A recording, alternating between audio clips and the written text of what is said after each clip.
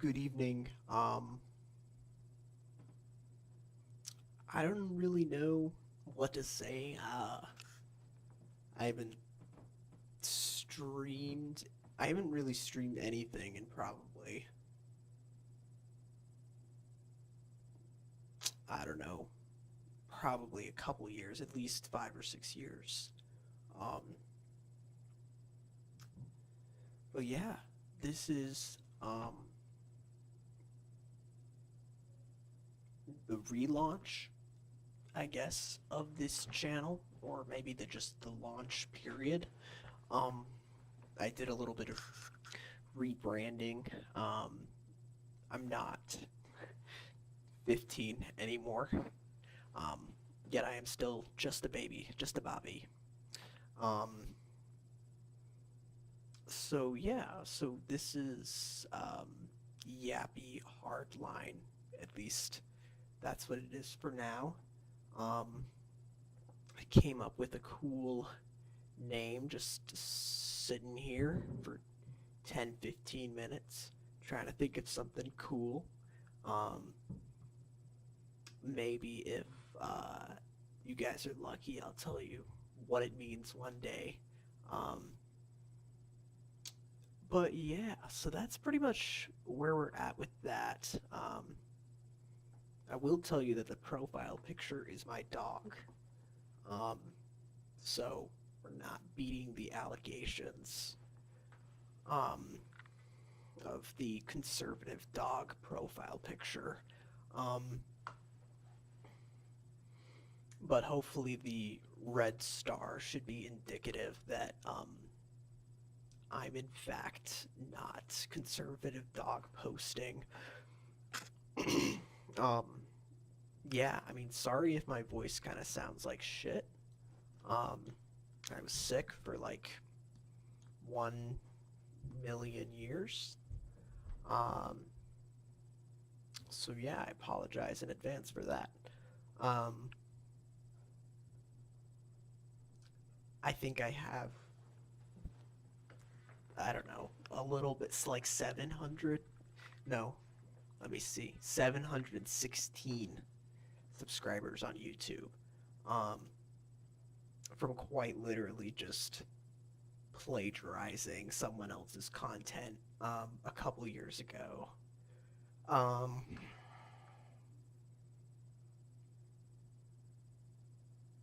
so yeah, I privated that video and that's done. Just I'm just not gonna do that again. Just not gonna just take someone's work without asking them first. um, but then also I don't really do AI interpolations of random videos anymore. Um, so there's that. Yeah. So um, couple of things. I think I've been streaming for now 3 minutes. So we're already 3 minutes in, and I've um, indicative of the name. I've just been yapping for 3 minutes without saying literally anything. Um, a Maybe a good introduction to this channel. I can just read out the little blurb that I wrote. YapiHardlein is a channel dedicated to the rigorous exploration, or excuse me, elaboration and explanation of our ever-changing world from a Marxist perspective. YapiHardlein's works are constantly learning and evolving, along with its creators. Its creator, just one creator. Its viewers, who hope to ascertain a concrete yet flexible and pragmatic understanding of our lives. Um, yeah, quite different from random AI interpolations of videos and Minecraft content, and which, not that it isn't to say there won't be Minecraft content. It just might be. We'll see what happens. That's all I'm gonna say. Well, we'll see what happens.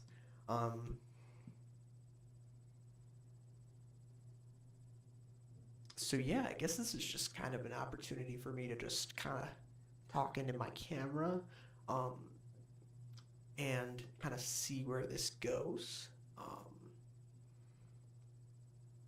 At this point, I think I need just some sort of creative outlet, if you could call it that, um, to kind of share my thoughts and ideas on the world, which I know that the world definitely needs another white guy sharing his thoughts and opinions on the world. So, um, glad to be part of the party of white people, I guess, something like that.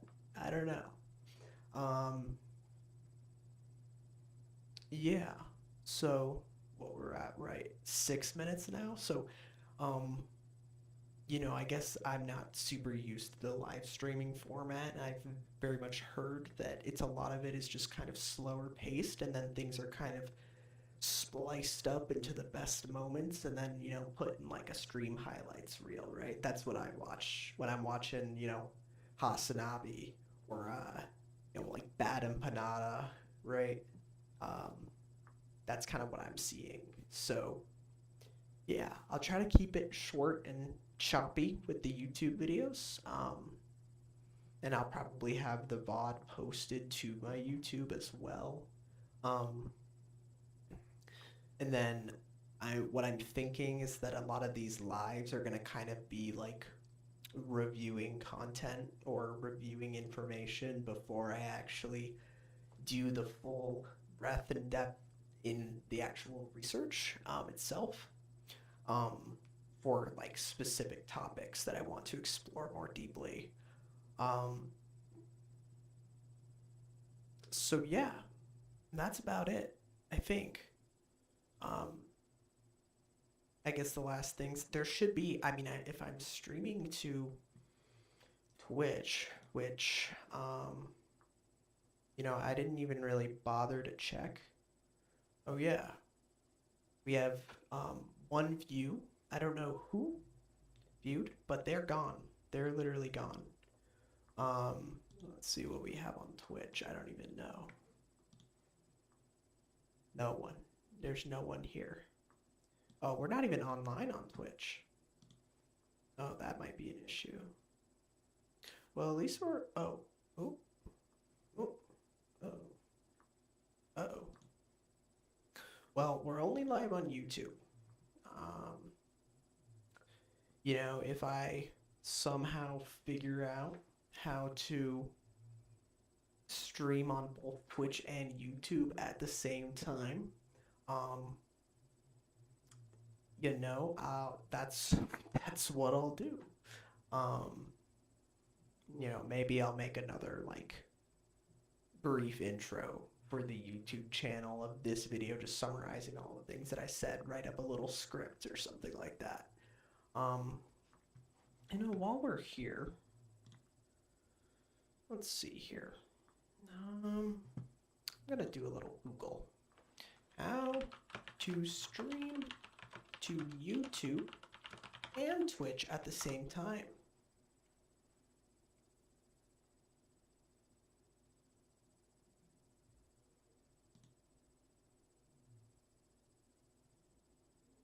Multi RTMP plugin. Download the latest Google AI. Here, let me switch to this so you guys can see what we're talking about. Google AI says download and install the latest version of OBS Studio. Done. Then install the multiple RTMP outputs plugin. That's not going to happen. I'm not doing that. That's too much. It's 11:19 p.m. Central Time, streaming straight out of Turtle Island. So yeah, I'm not, no, I'm not doing that. That's way too much. I guess we've switched to the desktop now, so you guys can see. This is the YouTube channel. Um, I made this banner in GIMP. So that's cool. I'll plug the Twitch real quick, actually. Hold on. You guys can see we're literally not even live here right now. Yeah, wait, no, this is it. Here we go. YapiHardlein.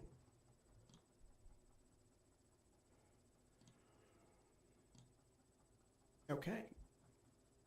Okay. I don't know, I kind of like just like talking into the camera here. Just for fun. Develop a parasocial relationship with myself. I don't know if that's actually I don't know. I don't know if that's healthy.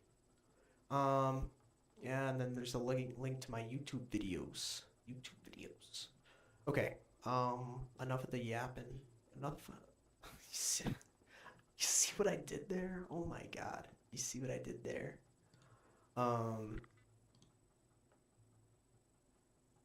this has just been playing and playing. I really couldn't get purchase on Oh my gosh. That's so loud. I wish I had a little volume slider here. Hold on. Let's see. There we go. Oh, it's still loud. Okay. Awesomeness. There we go. Okay, so a brief introduction to this. This is probably a week old, so I'm like way behind on the party.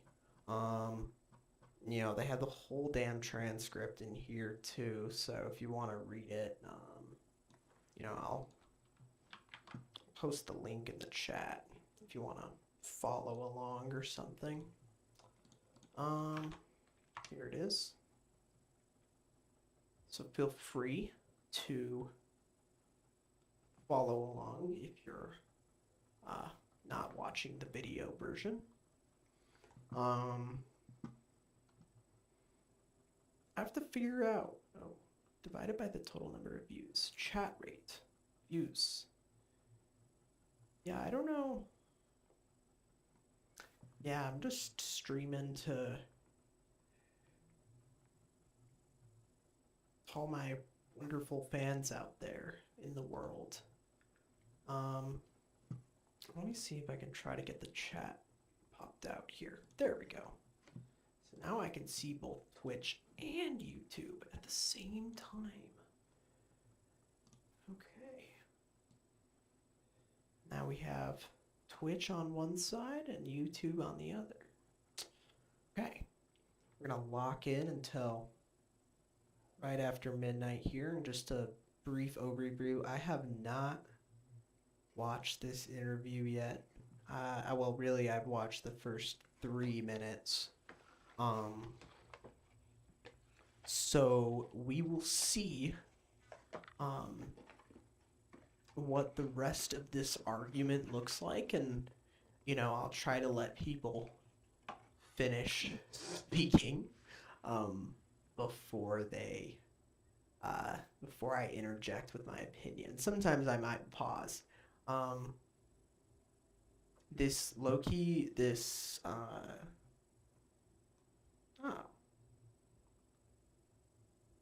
yeah, not the original form for the full effect. Oh my god, shut the hell up.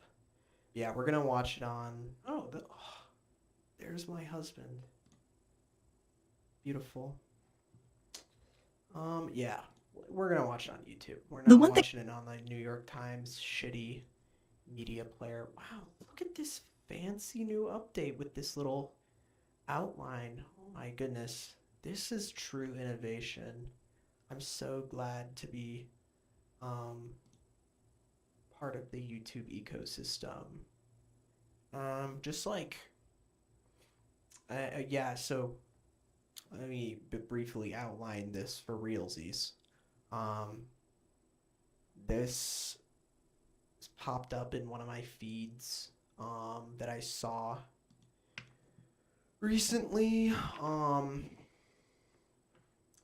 and on Instagram, and one of my college friends posted this, so I was like, oh, wow, this is really ruffling some feathers if we're getting people posting this kind of shit. So, um, and also liberal feminism, um, is also a curious thing as well.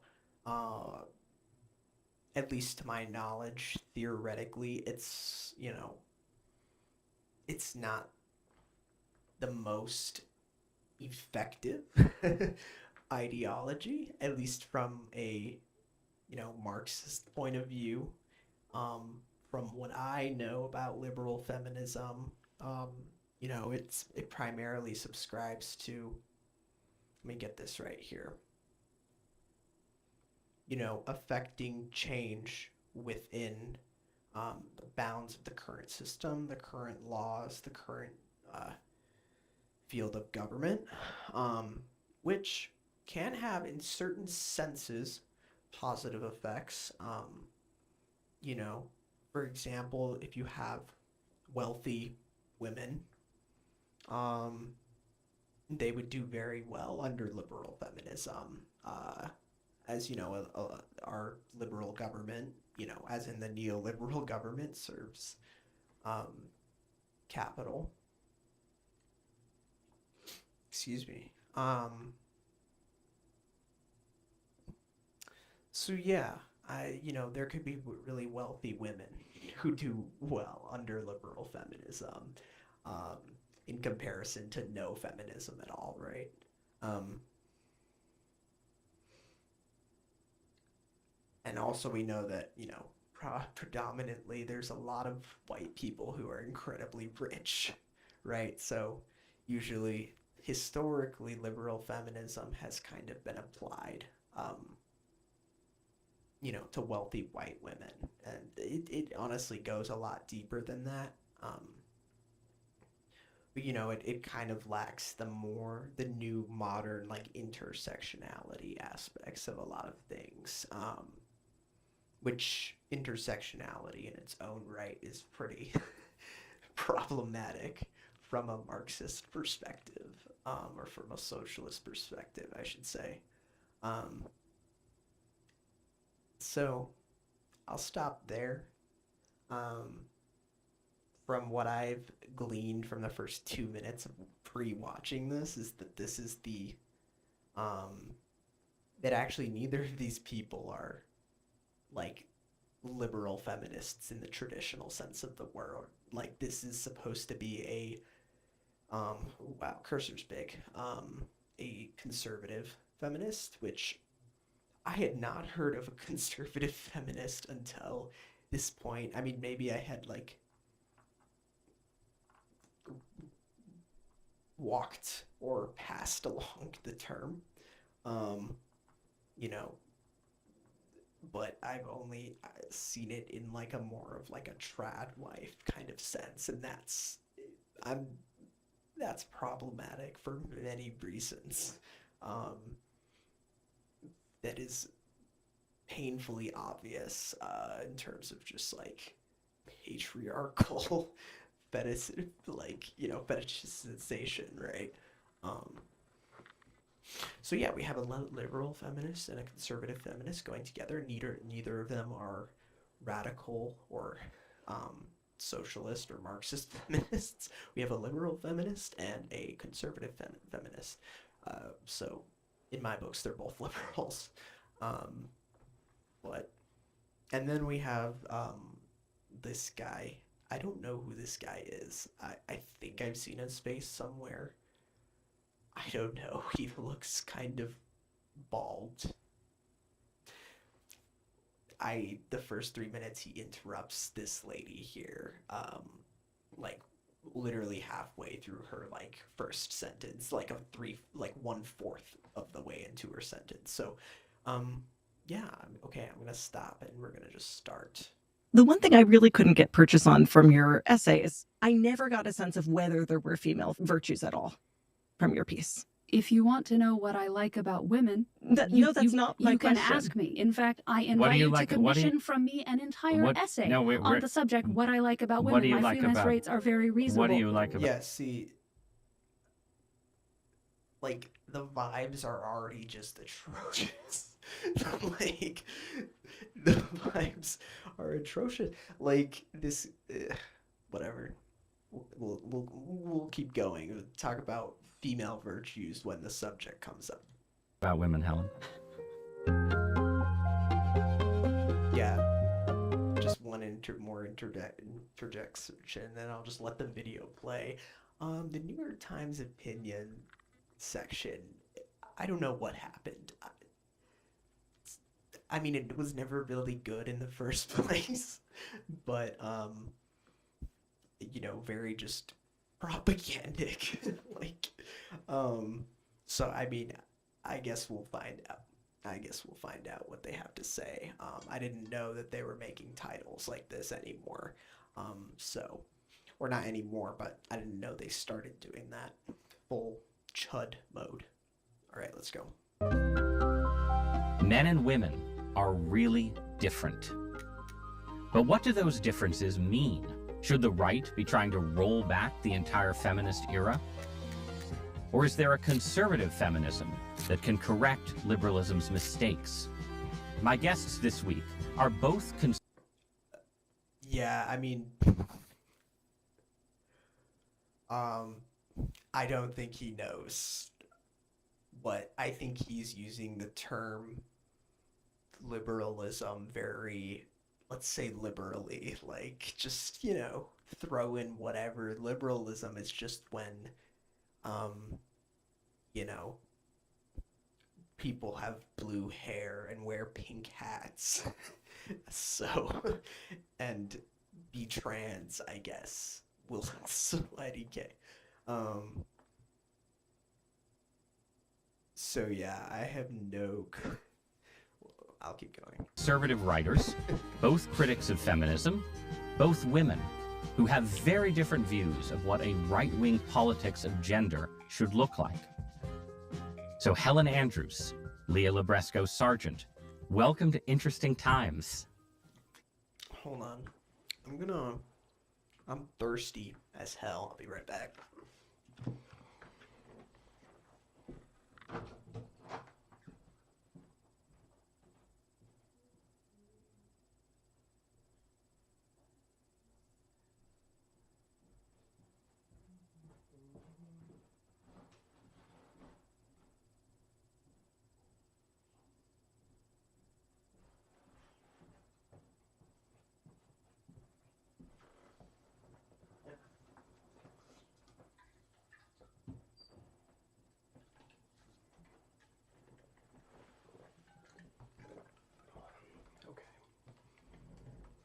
Okay, we're back. Okay, we're back. Water bottle. Thank you. You're welcome. And I should note, this is the first time this show has had more than one guest. So it's a radical experiment for me as a host. So I make no promises about how I will handle the disagreements or agreements to come. But you're both here, I'm sorry to say, as theorists.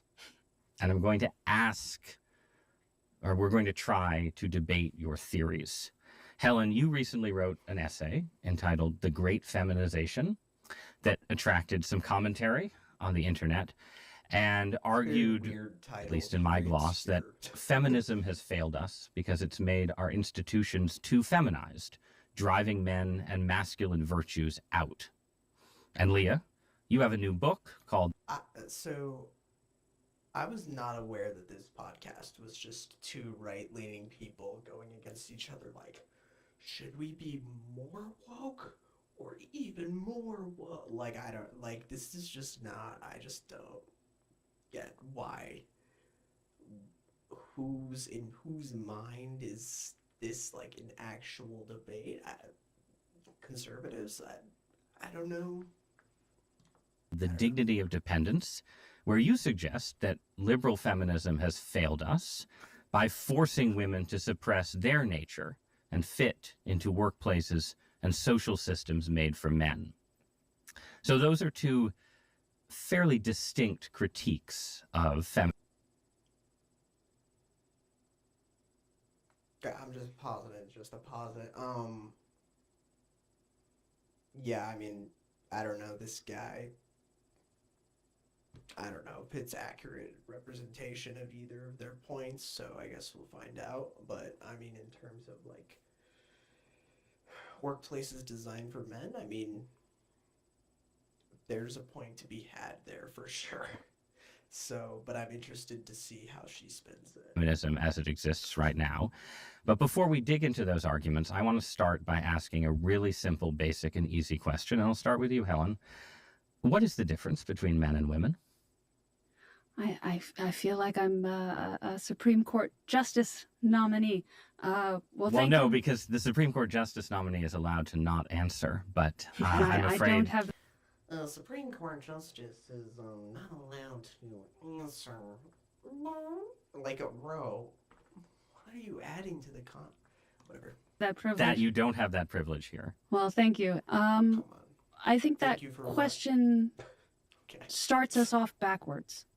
Because in the piece that I wrote about the great feminization, I did not start from my opinions about what the differences are between men and women and then proceed to speculate on how that might affect our institutions. I started by observing our institutions in all the ways that they seem very clearly, self-evidently broken and not working the way that they're supposed to, in ways that you could sum up in the word wokeness. So I think that there are some generalizations that can be made about tendencies that are male or female, masculine virtues and vices, and feminine virtues and vices.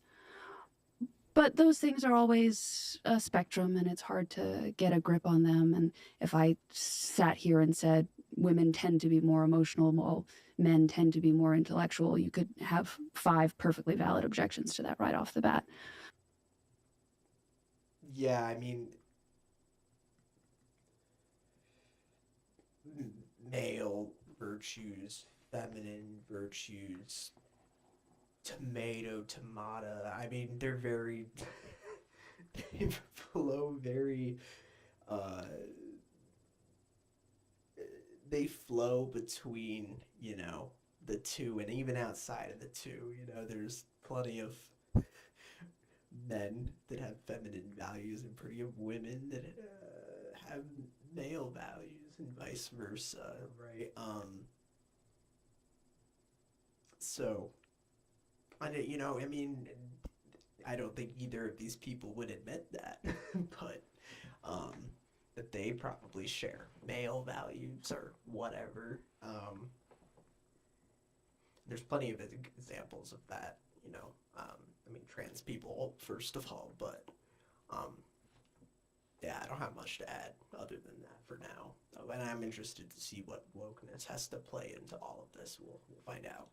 So I think I will restrict myself to the judgment on which I am confident, which is that the pathology in our institutions known as wokeness is distinctively feminine and feminized, and that in a very literal sense, our institutions have gone woke because there are more women in them than there used to be.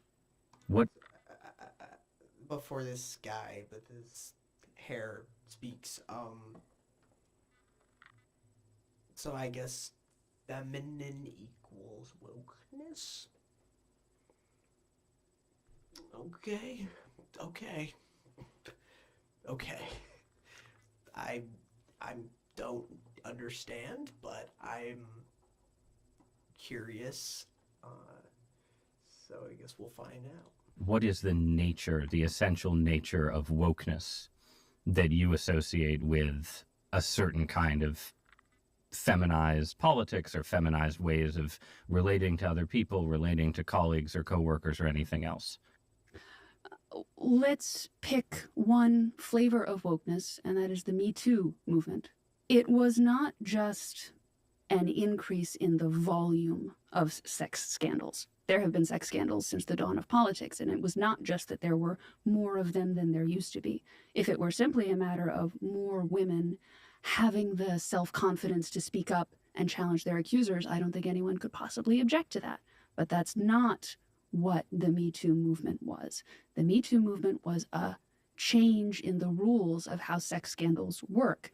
There was a change in what kinds of behavior were held up for censure, and you had people like comedian Aziz Ansari being canceled for what was, at the end of the day, just a bad date, and he was guilty of not much more than severe awkwardness. Okay. I'm glad I did watch the first 5 minutes of this at least, because this was one claim that I was like, oh, hold up. What are we talking about here? You just brought up a lot of different events. You brought up Me Too, this comedian guy. I think I've seen Ansari. Yeah, Aziz Ansari. I would have to look up how to pronounce that. Aziz Ansari. Yeah, I mean, like, I've heard of some of his comedy before. I don't really, but anyways, let's see, Me Too. So, babe.net, babe.net. Okay, so let's see what Katie Way, who's probably a writer for this here,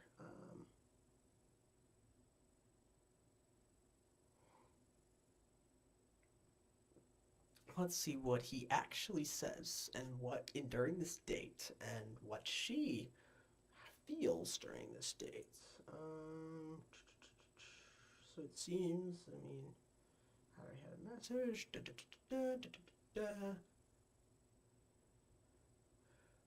I just want to take this moment to make you aware of her behavior and how uneasy it made me. Uneasy.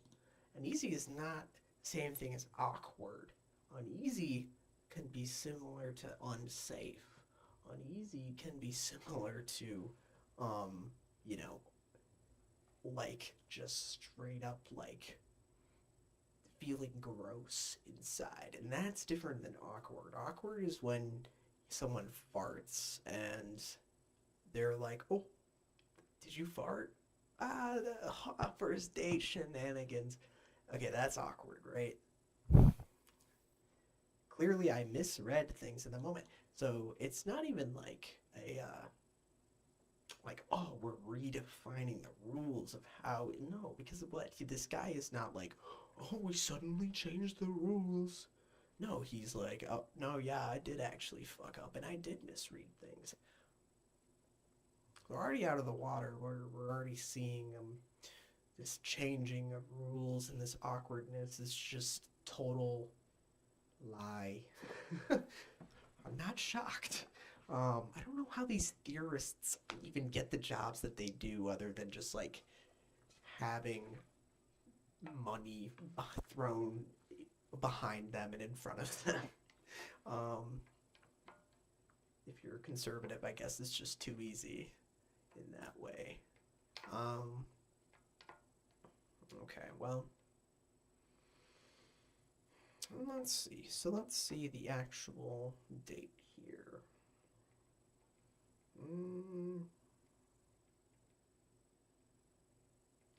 Let's get off this boat.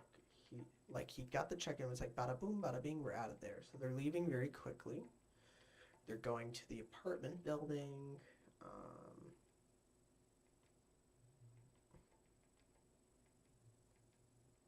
Okay, marble countertops. How about you hop up and take a seat? Within moments, he was kissing her. In a second, his hand was on my breast. Then he was undressing her, and then he undressed himself. She remembers feeling uncomfortable at how quickly things escalated. So, okay, we're already behind. We're already way beyond the idea of an awkward date. This is just, like, sexual assault. Like, okay, like, you know, if somebody doesn't say yes, I mean, this was what, back in 2018? Like, oh my God. Like, you know, somebody doesn't say yes, or doesn't it seem excited, or they're like squirming, or they're making a weird face. Why? Why would you continue? Um, yeah, no. I mean, we can take Anasari's, you know, benefit of the doubt and just be like, oh, he just didn't realize, um, he's a neurodivergent king. He can't read social cues. Fine, me too, bro, I guess. But even then, I'm a little bit better at reading the social cues. Actually, much better at reading them than this. I said something, let's relax for a sec. Let's chill. And then resumed kissing her. Briefly performed oral sex on here. So now we're just at, like, rape. We're just at rape at this point. So that's awesome. And asked her to do, it was really quick. Everything was pretty much touched and done with 10 minutes of hooking up, except for the actual sex. And even then, it's still rape. You're still penetrating and...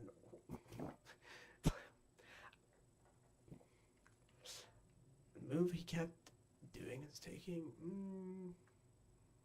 I don't think I can say those words on a live stream.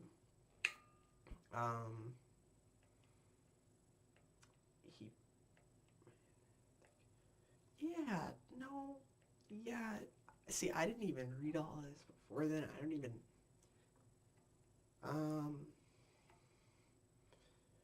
yeah, 30 minutes, oh.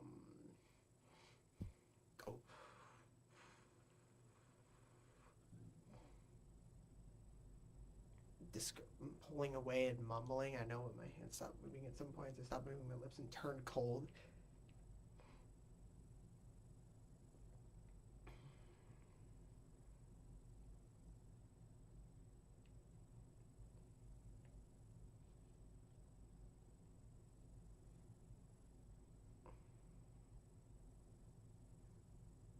Yeah, I mean, I'm just letting you guys read this.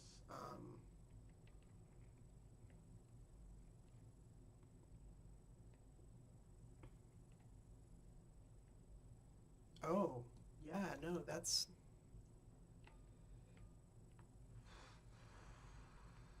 Okay, okay.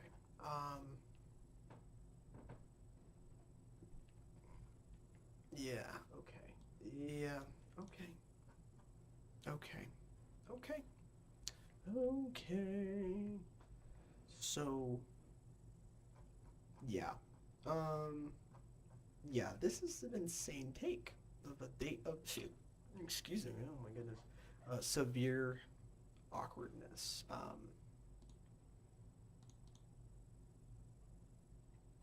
Yeah. Okay, okay. So yeah, we're done with that.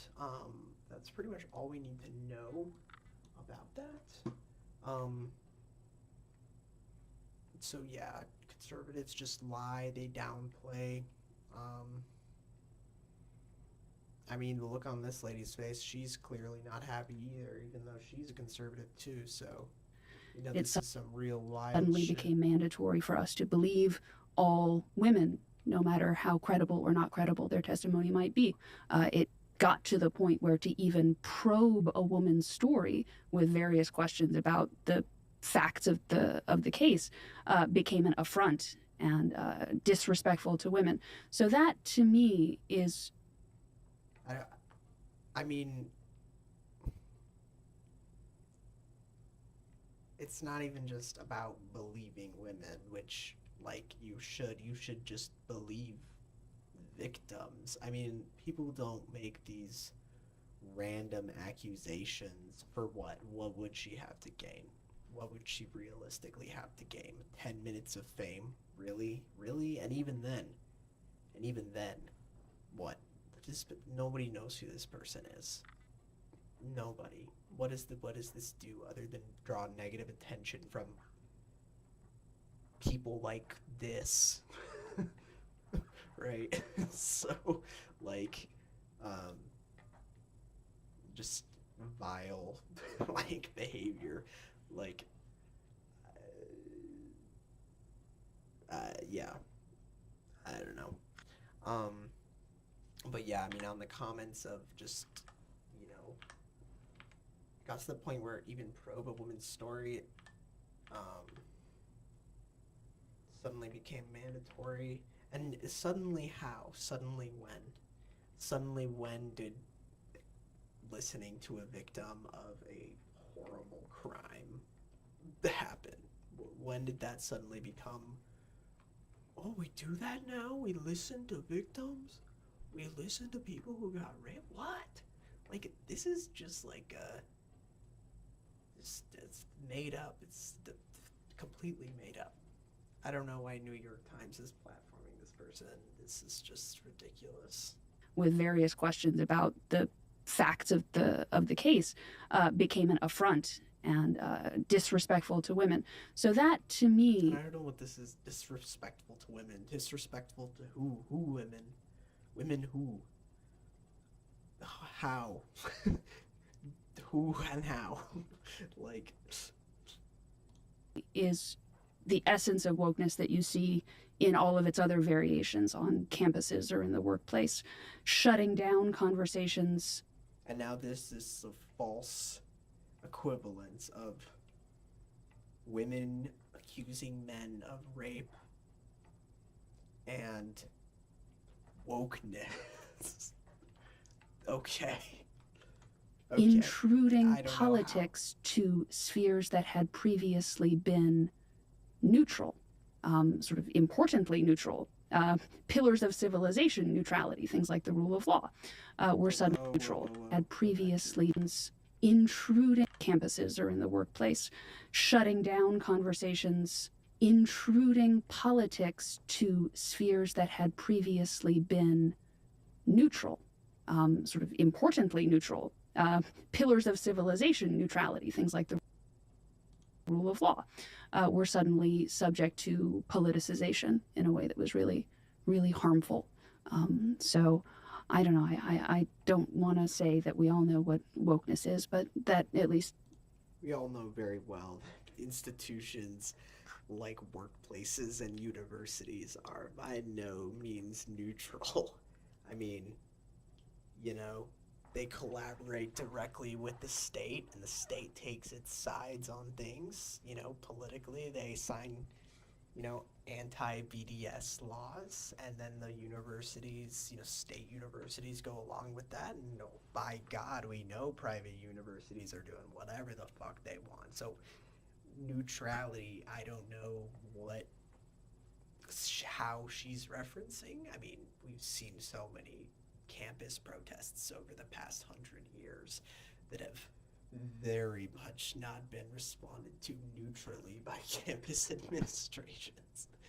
And workplaces, I mean, come on, I don't know, like, the capitalist corporation is neutral? How? Neutral how? Explain. I don't get it. Yeah, no, this is just tomfoolery, bro. This is just ridiculousness. Hold on, I gotta go get more water.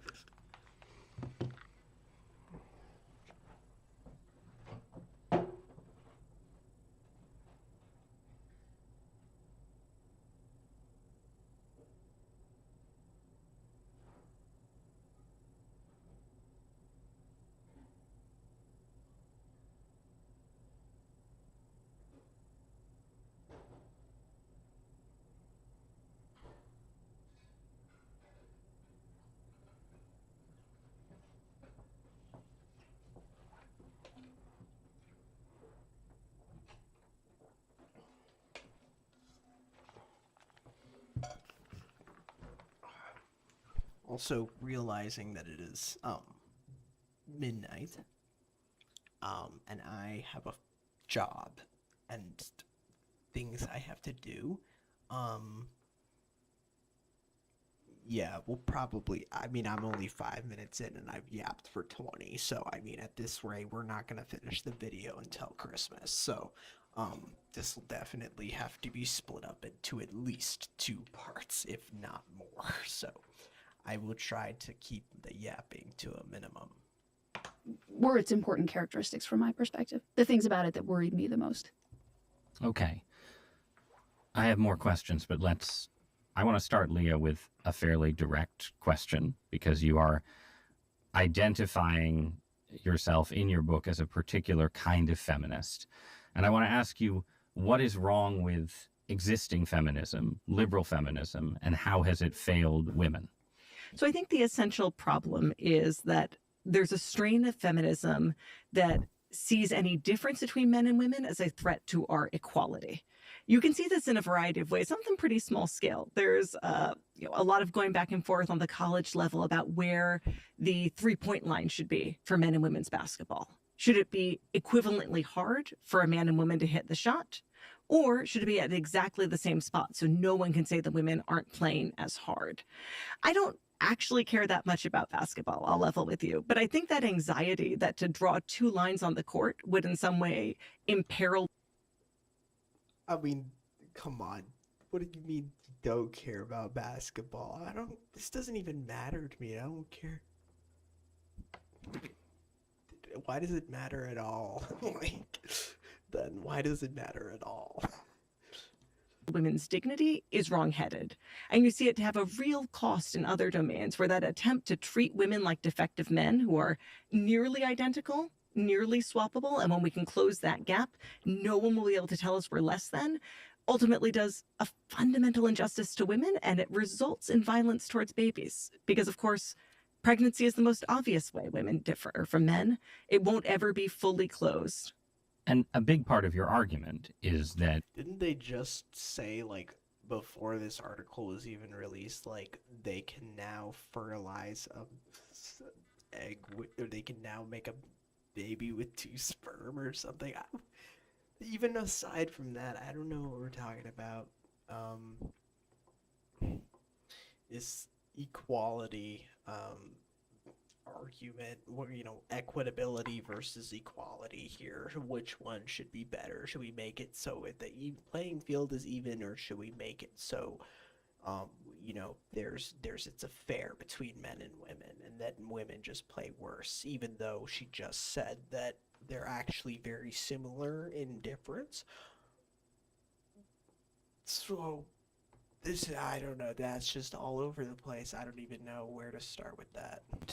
The institutions of American life or Western life since the feminist revolution have basically said to women, this person knows yes, nothing you can about join up, feminism. you can have the jobs you want, you can have the equality you want, This revolution, but we will what? not What are accommodate we talking ourselves to what you just defined as the greatest female distinctive, right? So you have to, in effect, become as men in order to enter the professional classes. And when you aren't, it's kind That's- of a personal hobby. Yeah. You hear that language of personal choice, not only on the left with regard to abortion, but for conservatives in opposition to things like SNAP benefits for unmarried women. Well, you chose to have this baby while you were poor, and everyone knows you could have chosen differently What? when that could entail What? not having sex or killing the baby in the womb after the sex has been had. So there's a What? sense of the baseline person What? does not have someone depend on in this way. I think pregnancy is the starkest example, and it's the gendered example.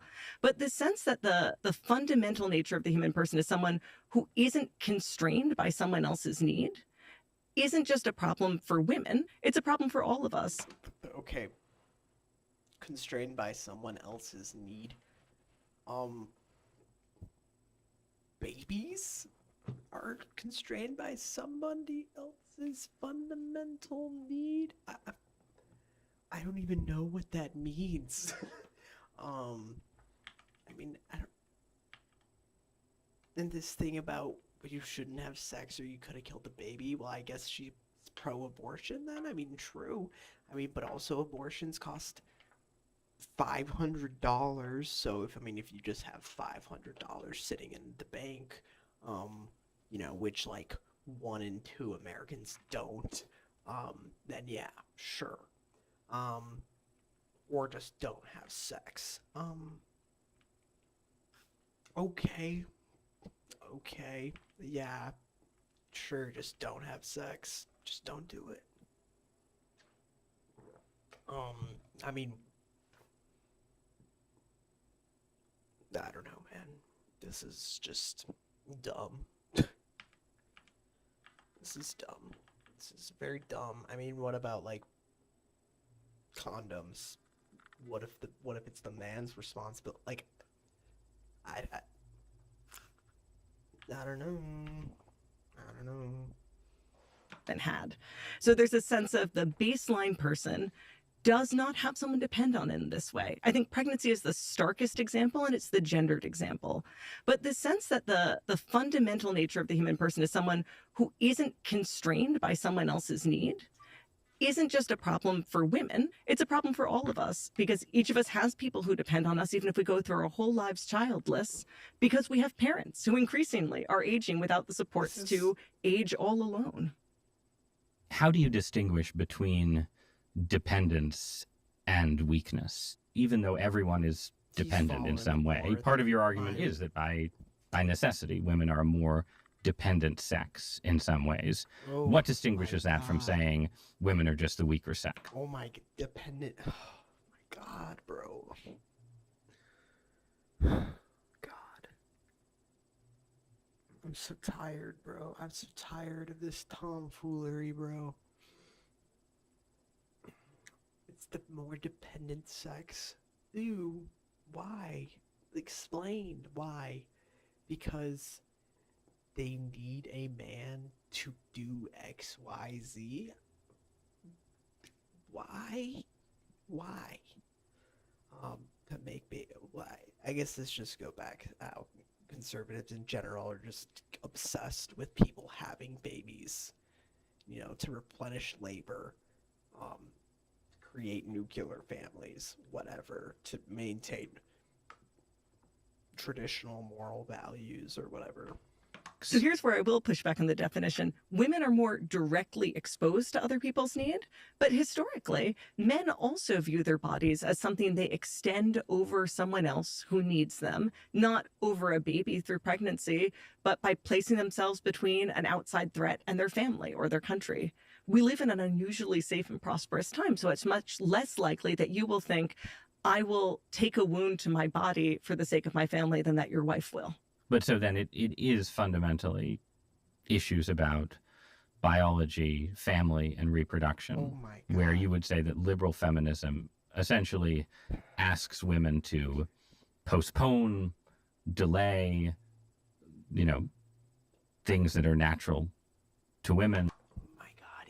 Even he has trouble saying it. Even he's like, natural to women. Like, yeah, just having babies is just natural. Geez, you just need to have babies all the time. You just need to have 1,000 babies. Like, no. Were we just talking about like condoms and abortion and all of that shit? Like, I don't get it. Yeah, I don't. And this whole line about, family and country. I mean, that's just all patriarchal gender roles. I mean,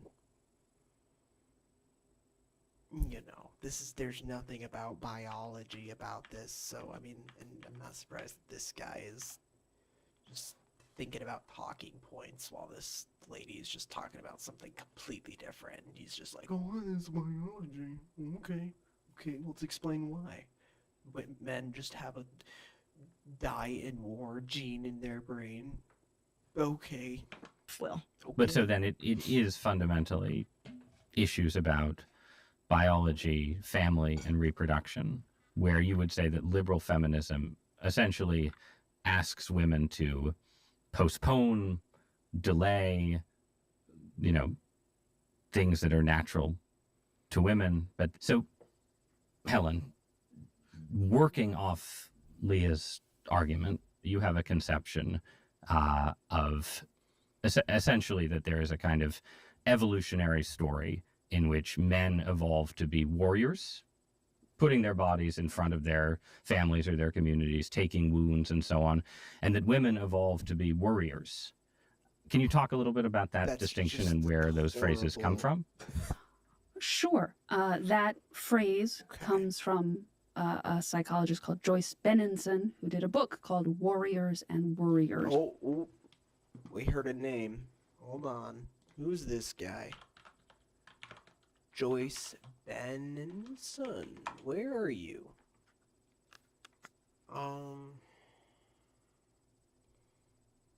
Who? Harvard? Oh, Lord. Lecturer? Oh, God. Okay.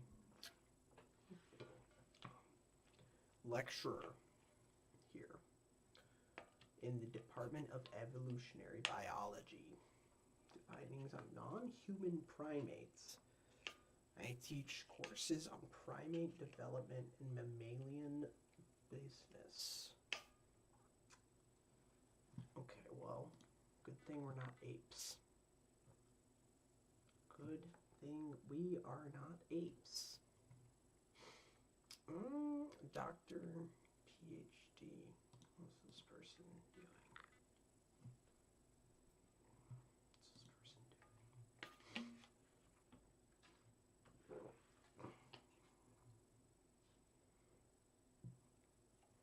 Excuse me. 102. Where is she the first author on these things?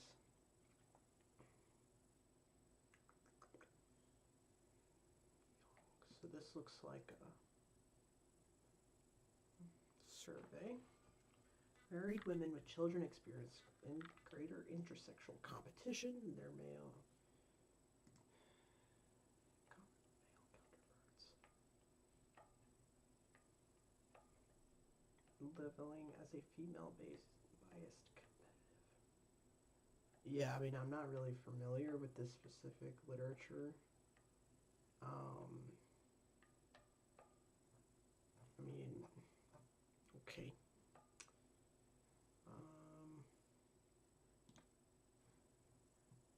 Yeah, I mean, I wish I could see her main paper, or at least one of her popular papers, because again, this is like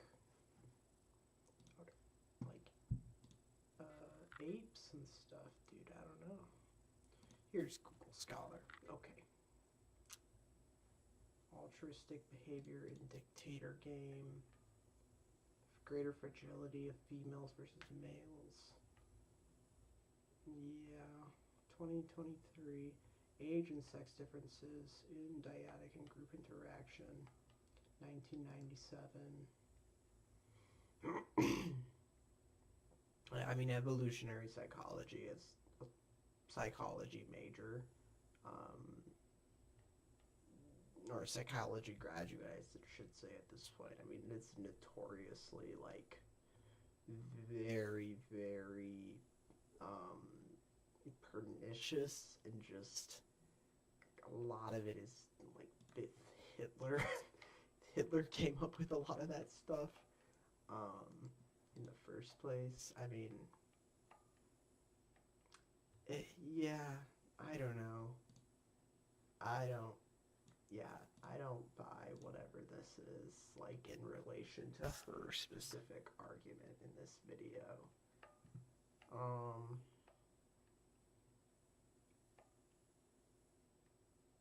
Yeah.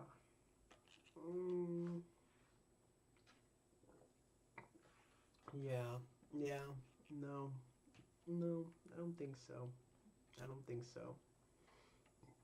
I mean, this is like developmental. This is just, okay, whatever. And that is a book that I found very enlightening because it was not about the differences between individual men and individual women. That's something that there has been subject to a lot of study, that, Case studies. you give men and women polls and they will give different answers to your surveys. Her subject was group dynamics. How do groups of men interact versus how do groups of women interact? So large groups of men and then large groups of women. Okay. So kind of a different kind of study here. We have the cats here, so hopefully he doesn't step on the keyboard. Okay, well, okay. Should have seen that coming. Warriors and Worriers. And that is a book that I found very enlightening because it was not about the differences between individual men and individual women. That's something that there has been subject to a lot of study, that you give men and women polls and they will give different answers to your surveys. Her subject was group dynamics. How do groups of men interact versus how do groups of women interact? And that seemed to me to correspond very closely to the changes that we would describe as wokeness. Her theory. Okay, so group and women, groups of men and groups of women dynamics. Group dynamics. So social psychology stuff. And this is warriors and warriors. This is wokeness. Okay. Let's see. Is that this originated in the mists of prehistory, that men were organized to have warrior bands, which meant they needed.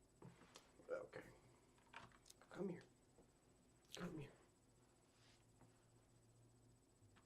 To have hierarchical structures. They needed to know how to take orders and give orders and not take it personally when their leader made a choice that they didn't agree with. And that they needed to be able to engage in conflict, to fight. And then when that fight was over, you needed to be able to make peace. And that women, being more oriented towards child rearing, were more likely to have protracted conflict with their rivals within the tribe, and less likely to reconcile at the end. There are similar insights that can be gleaned from primatology. Now, when you're talking about gender differences, I think you need to hold different kinds of expertise as having varying levels of credibility.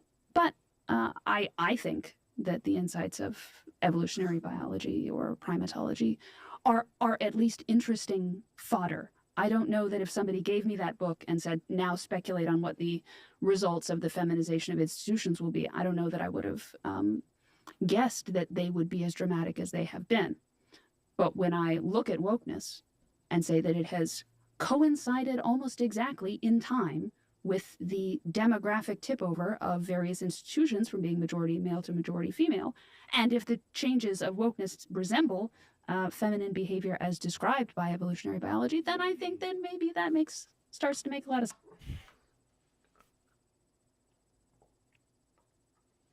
Okay. So the evolutionary biology is woke, like the group dynamics of women who tend to have protracted struggles without resolution is wokeness. I still don't get what this has to do with wokeness. I don't get it. I mean, and the demographic shifts in these institutions, which how exactly dramatic have these demographic shifts really been? Really? Like, and in what industries are we referencing? There's some that have become more male. There's some that have become more women. There's some that have equaled. What are we talking about? Is every institution, it's just the womenization of everything? Of all industries? Okay. I don't know if you have the statistics to back that up, but sure. Yeah, I don't know what this is talking about, this wokeness. I don't know what she means by this. So we'll find out. So, Leah, are women the problem with wokeness? No, I don't think so.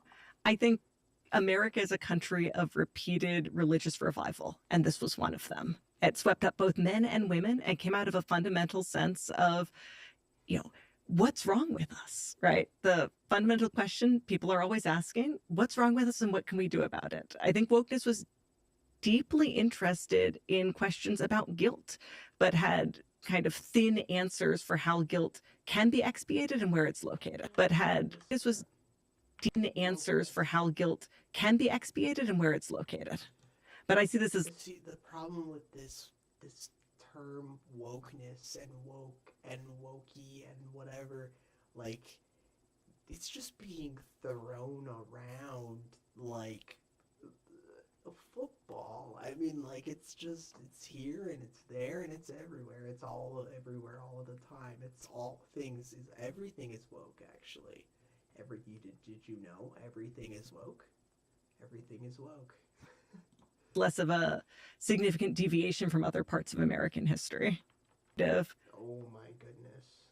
Oh my goodness gracious, dude. Bro said time to lay on the keyboard. Come on, man. Come on, man. You're just gonna have to sit right here with me. Ow. Ow. Why are you doing that?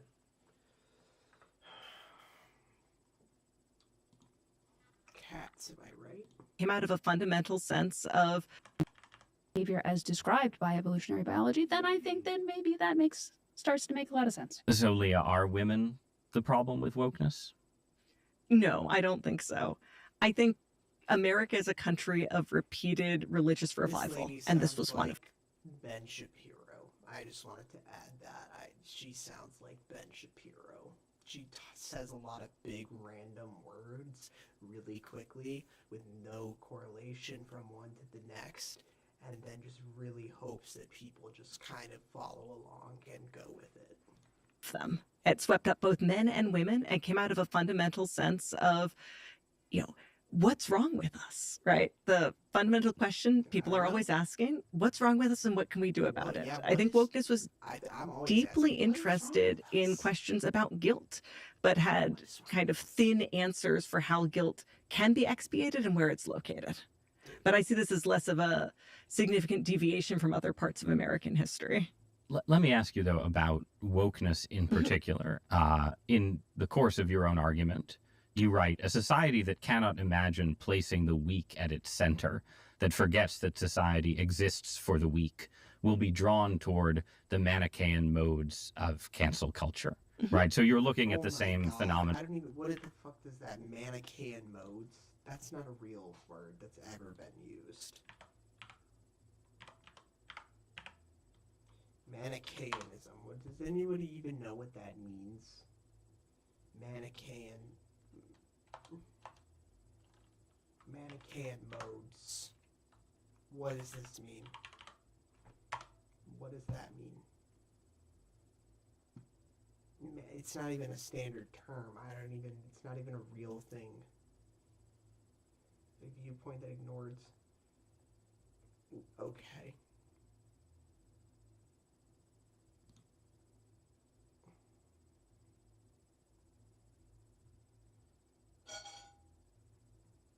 So it's just some sort of. It's an ancient religion. And this us versus them. Okay. Dude, what the fuck are you doing? You're just knocking my shit on the floor. The Manichaean modes that society that can particular. In the course of your own argument, you write, a society that cannot imagine placing the weak at its center, that forgets that society exists for the weak, will be drawn toward the Manichaean modes of cancel culture, right? So you're looking at the Manichaean modes. So I guess he's saying that cancel culture is just us versus them. Okay.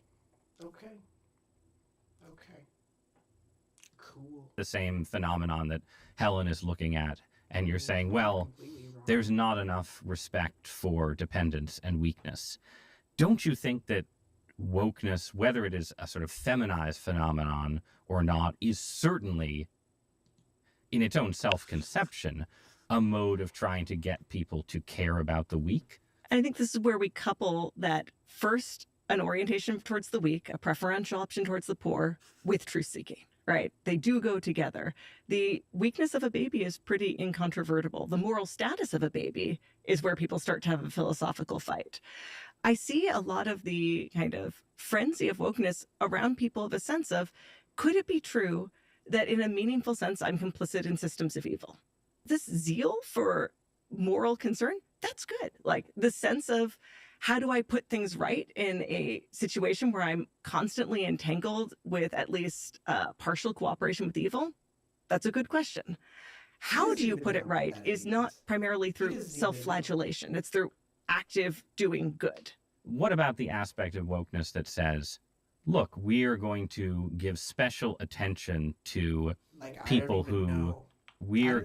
How do you put it right? Is partial cooperation, moral, meaningful frenzy of will start to have weakness of a baby is pretty incontrovertible. Okay. The weakness of a baby, sure. The moral status of a baby is where people start to have a philosophical. So are we referencing abortion? Are we referencing, like, what is the moral status of a baby? Fight. I see a lot of the kind of frenzy of wokeness around people of a sense of, could it be true that in a meaningful sense, I'm complicit in systems of evil? In a meaningful sense, I'm complicit in systems of evil. What the fuck? Evil. That This do is anything with morality of babies. The zeal for moral concern. Are you talking about like abortion as a system of evil? I don't know. Like maybe I am just not on the right wavelength. I don't. Zeal for moral concern, that's good. Like the sense of, how do I put things right in a situation where I'm constantly entangled with at least partial cooperation with evil? That's a good question. How do you put it right is not primarily through self-flagellation. It's through active doing good. What about the aspect of wokeness that says, Sure. look, we are going to give special attention to people who are disadvantaged, who are sort of represent a tradition of suffering or disadvantage, who come from disadvantaged minorities or the disadvantaged sex or gender, as the case may be, right? And essentially give them a special leg up, special deference in debate. And that's the place where Helen immediately says, you've lost truth seeking, and maybe you've become too feminized. But what I wouldn't say deference in debate. I would say attentiveness to what kind of policies are appropriate. And here's where I draw a big distinction. So they don't have any actual difference in opinion. They're just like, oh, what are the tactics we're going to use? But the strategies are the same. This is for real what we're having the debate on, right in fighting. Okay. One of them is like, I need to fucking purge all women from workplaces. And then she's like, I just think that we need a culture change. I just think that this is just bad, and we just shouldn't have it. You're saying the same thing. 2 attempts to do a special justice to the most disadvantaged students, one of which went very badly and one of which is going very well.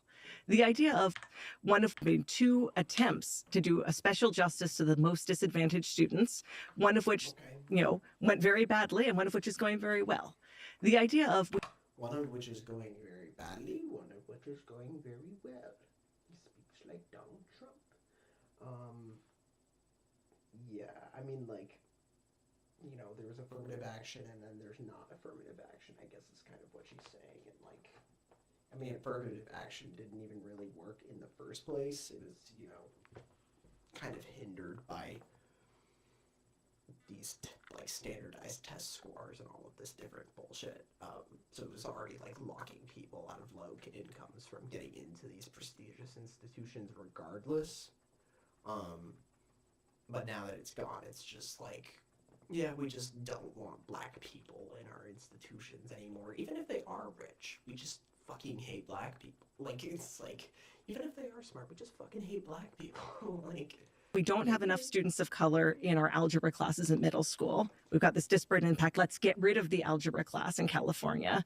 no, That's don't do not that. ultimately rooted in this sense of, okay, well, what are we doing and is it working? Versus the schools that overhauled the Mississippi Miracle, how they taught phonics and how they got everyone on board. And they said, we'll tell it's working when the test scores improve, not when we hold a congratulatory press conference where we say we're getting rid of the way we were measuring a difference. But Or you're telling me that Mississippi schools did something random in hopes that it would work instead of using a scientific backed explanation? Is this a product of the woke teachers that are just like phonics, or is this a product of a incompetent government controlled by far-right capitalists that have no understanding of education in any sense of the word, other than how does this produce the next productive member of society? when we provide material support, knowing it may not work, check, roll back. And what I think is often missing, and part of the reason some of the excesses you're describing turn up a lot in the nonprofit and academic sector, is the sense of, do you work in a domain where there are tight feedback loops about whether you're failing? It's normal to fail when you do things. And I think that's what's missing in a lot of domains of life. That if I were going to do one thing to say, how could I make the workforce feel more like the way Helen wants it to? It would be less about adjusting the gender difference and more about people having more experiences starting in school where they do things they can fail at. I don't have any problem with that. I think learning through failure is great. There's a lot of truth in that. But so one of the dynamics here, and one of the, sort of obvious reactions to your essay, is that there are still plenty of men in positions of power all over the United States. But I think part of your argument is that men in those environments are effectively constrained by an expectation that, I think this might have been your language, that women are not allowed to fail. Right. So to start off with the empirical question of whether or not feminization is true, whether it is a fact about the world that we are living in a more feminized society. I understand people who say that, men still outnumber women among CEOs, and therefore that proves that we don't live in a feminized society. But I think that's just a failure to understand how linear time works. I mean, the fact that tenured professors are still predominantly male because these people got their PhDs back in the 1980s doesn't really tell you a whole lot if you're in a field where 75% of PhDs today currently go to women, as is the case in the profession of psychology. So it's correct that we have not yet had a female president. 75% of PhDs go to women, as in the case in the field of psychology. Okay. Nice. Good job cherry picking there. That's really great. On the other hand, it's also true that the White House staff was 60% female under President Biden. So does the one prove definitively that we don't live in a feminized society, or does the other prove that we do? I don't know. I still don't get what even feminized even means here. Just more women instead of men. So is a dominantly male institution maleized? Is that bad or no? Is that good then? And then feminized is just bad? Or what if actually it doesn't even fucking matter, and there could just be diversity among all professions, and we could just encourage everybody to equally do everything, then we don't have a problem with the maleized or the feminized anything. I don't see what, there's still not an issue here, because all she's connected this is to wokeness, which is still this like boogeyman that we don't know what it actually is and why it's bad. I think these are all relevant facts, but sorry, Leah. I think you're right that, it's always the junior levels that are a lot more female tilted, and they're moving gradually up. So you expect that trend to continue. But, then there's the question of a generation of boomers who have a real distrust of themselves as authority figures with something valuable to hand on. And that then you can see this sense of, well, let's be led by our junior staff. And I don't see that primarily as just, well, the men forgot, what it was to be men. I think the men forgot what they were doing or thought of themselves as having something valuable to pass on. Men and women both in the boomer generation. Where does that kind of vacuum of authority and culture fit into the story you're telling? I would never want to pass up an opportunity to boomer bash. But I'm not sure that that's the story that's going on here. Certainly, there were many institutions and companies during the height of wokeness that felt like they were held hostage by their younger workers. And their younger workers were demanding wokeness, and the managers were. Oh my god, bro, what's fucking... I'm going insane. I'm going crazy. I'm going insane and I'm going crazy. Who younger workers? Who is demanding wokeness? Who? How? Do you mean like DEI policies? Sure, I guess. Younger workers. So like anyone under the age of 40? These are popular things. I don't get, like, you're just, oh, I love to boomer bash, but our workplaces are held hostage by the younger workers, as in anyone under 40. Come on, say it how it is, bro. Just tell us that you hate young people. Just tell us that you hate wokeness. Which she already has, so. Too terrified to do anything but capitulate. But I think... Terrified of what, exactly? And what an apt question. When you look at somebody like James Damore, the Google guy who got fired for issuing a memo saying that male overrepresentation in hard sciences might be attributable to biological differences and differences in interest. He was not fired because Googlers were calling for his head and the management was afraid of a staff revolt. He was fired because any woman alleging gender discrimination, any woman in his division could then sue the company and say, I have not been given opportunities because the atmosphere at Google believes that women are less capable than men. Believe. What is this about believe? What is this about believing? Like, this is common knowledge that in terms of academic differences between men and women on average are like minuscule. This is the shit you can see in some fucking SciShow video of like about the biological differences between men and women's brains. It's negligible at the end of the day, and men and women both bring different skills in different ways based on who they are as people, much more than they are as biological men or women. Like, I know women who are great at math. I know women who are terrible at math. I know men who are great at math. I know men who are terrible at math. I am a man who is terrible at math. Why is it that my brain is not amazing at math? Because I'm a man. Like, this is made up. This is just made up bullshit. Like, statistic, like, fondling. I don't even know. It was because of legal liability. So that's where I think a lot of the indignation at the article I wrote puzzles me. But I think it's just because it comes from people who are not aware of the way the law is currently lopsided in favor of punishing male vices and allowing feminized vices totally free rein. What are female and male vices?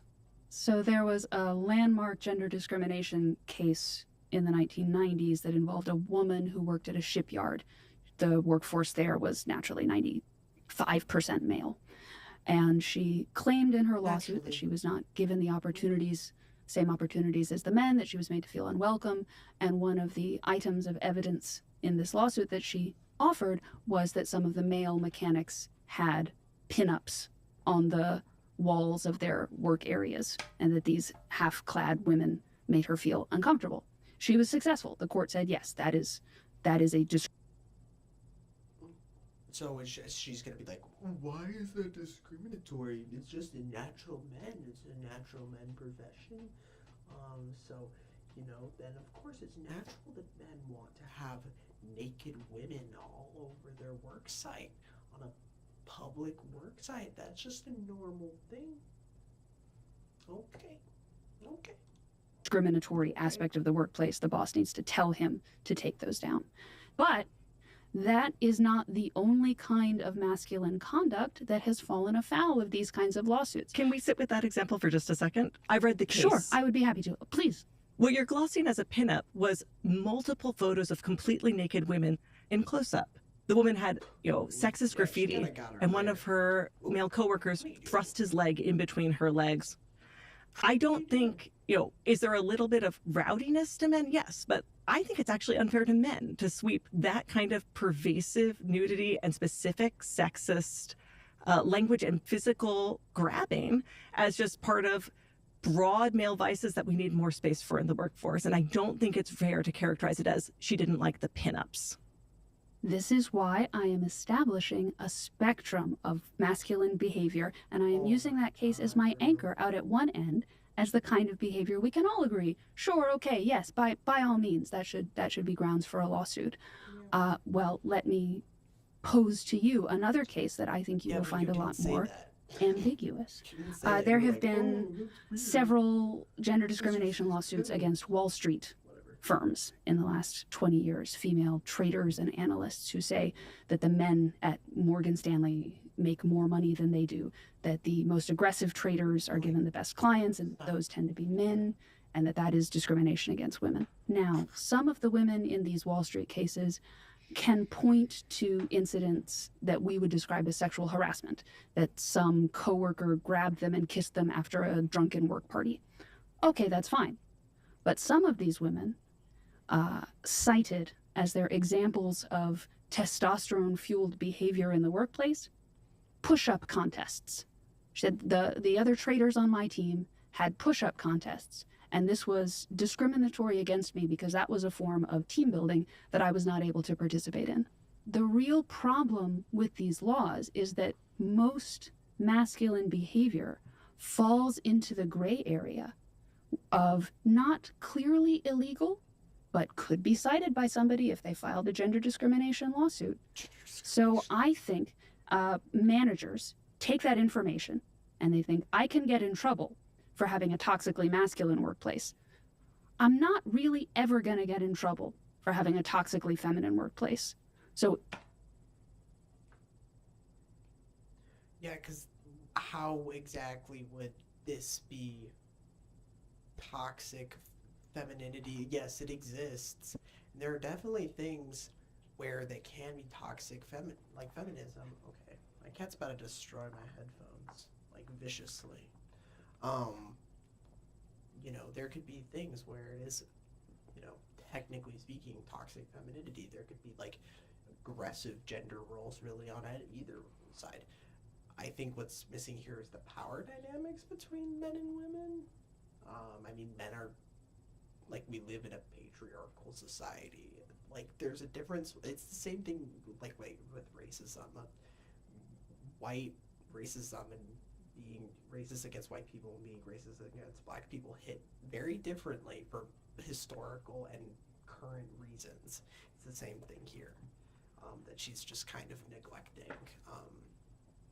Out of wokeness, it's because women actually have the power here. It's no, because these organizations actually do have somewhat of an understanding of, the historical oppression of women that you're just really trying to reverse here. My cat's really trying to kill me. So I think managers take that information and they think, I can get in trouble for having a toxically masculine workplace. I'm not really she didn't even say what was the result of this push-up contest lawsuit. She didn't say. Did it even amount to anything? Okay, someone did that. Does that mean that it actually went anywhere? No. People sue each other for stupid reasons all the time. You're just making things up and then making it into an issue where it wasn't. We're going to get in trouble for having a toxically feminine workplace. So if there is ever So good. In the so balance, what? I am Good. always going to err on this side. So And I for think that's both of probably you, bad. what is what is toxic femininity? I- If there are distinctive masculine vices, I think we can concede that there are.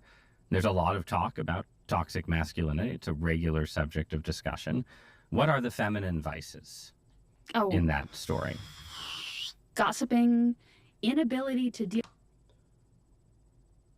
This is a horrible take.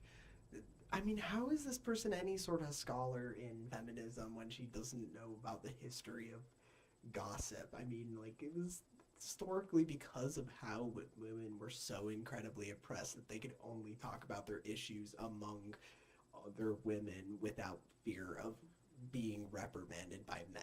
Like, what do you mean gossiping? What do you mean gossiping? Gossiping how? How? Like, men gossip too anyways. Like, this is silly. This is silly. You telling me men don't talk behind other guys' backs and they just, everything's super direct with them? No, bro, I've met plenty of men who do not deal with conflict directly and gossip. That is a universal human trait.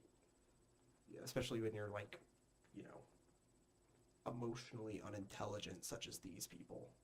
deal with conflict directly, and kind of suppressing conflict and aversion to directness, which naturally in a workplace is a big problem because you need to be able to give direct feedback to people, including negative feedback. But how would you imagine a landscape where the equivalent, the fairness you have in mind, right? This is again like you're just making up. You're literally just like making up things to be mad at. Like, you're like, oh, nobody deals with direct confrontation in the workplace anymore. What workplace? What study are you referencing? Are you referencing that because more women, then there must be more gossip and less direct conflict? Is that kind of what you're saying? Because there's no studies that actually say that, and I don't even need to look it up to know that that's true. That you think is absent in how men and women are treated. Are you going to have a man sue for, a hostile work environment, complaining that his female coworkers gossip too much or didn't argue with him enough? Or that I was reprimanded for giving what I thought was really straightforward, clear feedback to somebody, that she then reported me to HR and said I was being abusive. That happens all the time. All the time. And to be clear, I am advocating for fewer lawsuits, not more. I think probably the best equilibrium is, not every workplace is going to be a good fit for everybody. So why don't we have some workplaces that are more masculine inflected and some that are more feminine, and we'll just not sue each other over it at all? How about that for a deal? I think some of what you're describing is not exclusively feminine, and it's strange to characterize it so strongly in that direction. It's a product of human beings being bad at group dynamics in a variety of ways that men can fail at, women can fail at. And it happens in male-dominated places too, where they're explicitly doing truth-seeking, because it's very hard as a discipline to value the truth more than your own pride. We say sometimes that pride can be, I think, a masculine vice as well as a feminine vice. And both men and women have trouble loving the truth more than they love their image of themselves as someone who already knew it. Is that the primary thing that you think is lost in institutions that undergo what you're calling feminization? The failure to seek truth? I mean, in terms of the actual effects on society writ large, right? Not just, people in the break room, people dealing with HR, but all of society. You are saying that institutions that have this kind of conflict aversion are less likely to just get to the truth. I think that's right. And I think that's why the harms or perils of feminization have to be examined on a case-by-case basis for each institution and discipline. I think something like 80% of veterinary students are women today. Are they doing a bad job at treating the pets? Are you worried? Do you predict they are, right? As far as I know, this has not had catastrophic effects. Like, come on, man. Like, this cherry picking is just like, 75% of veterinary. What's feminization? Like, and she's exactly right there. I mean, even though she's had her own wild takes too, I mean, like, really, how relevant is this to the conversation? Well, actually, Claudia Golden, the Nobel Prize winning economist, notes in her book that male veterinarians are more likely to own their own practices, whereas female veterinarians prefer not to because. So, okay, and so what? This economist, this random economist, is talking about how male veterinarians own their own practices and female. Okay. As being an owner involves more financial risk and longer and less flexible hours. So the shift from a male-dominated profession to a female-dominated profession in the area of veterinary medicine has led to corporatization. Okay. We're just jumping around. Yes, much like any other enterprise under capitalism, it becomes entangled with capital. I mean, I don't know if she's understanding that, but she's probably saying how masculine values lead to, more corporatization and feminine values don't. I don't know. We'll find out. That we've gone from a world where most veterinarians own their own practices to one where most veterinary practices are owned by private equity, which has not been entirely without problems for the pets and farm animals of America. But I am willing to state that corporatization aside, the feminization of veterinary medicine has not led to the collapse of society and is unlikely to do so. I think it's basically fine. What's the protective element there? Or what can be learned from veterinary medicine to take into white collar work, right? It just seems odd that you're describing this general dynamic that women, you say, would undermine completely the rule of law, that will lose the rule of law in our lifetimes when women become a majority of lawyers. If it's that stark in law, I'd expect, if your claim is true, some erosion in veterinary medicine or pharmacy, which is also dominated by women and where you can track the failures because people die. I would not expect to see a catastrophic effect from feminization in veterinary medicine. I don't know why is that because, why is that hard to see? Well, let me. So, okay. Well, hold on.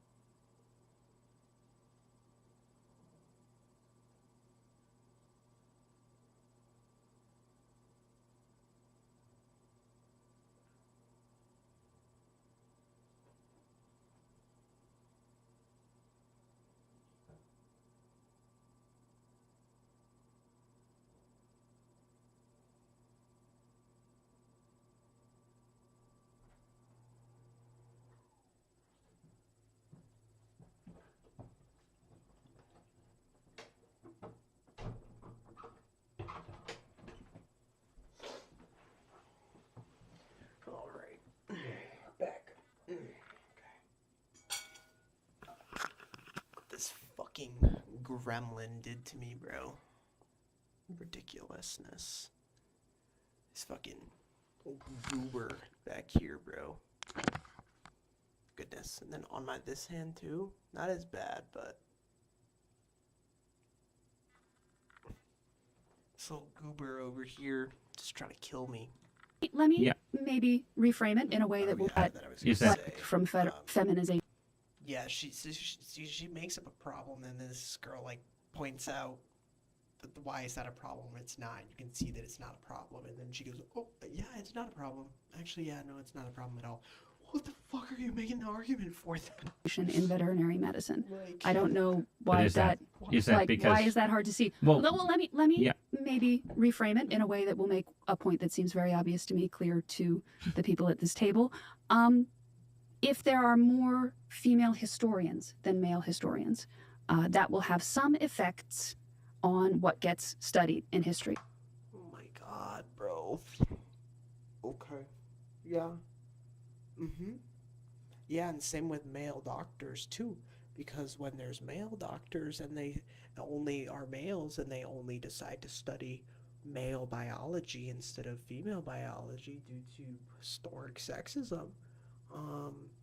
And then that reproduces negative health effects in, women because they're not being treated properly for whatever medical condition they might have because it wasn't studied from a female biology standpoint.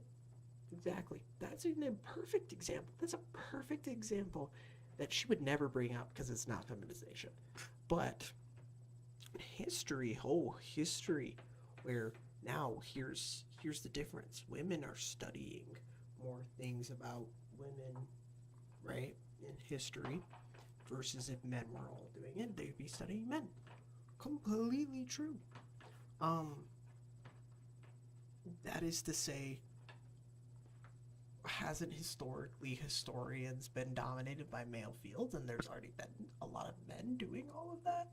So we have so much female history that's been neglected. So really, what is at issue here?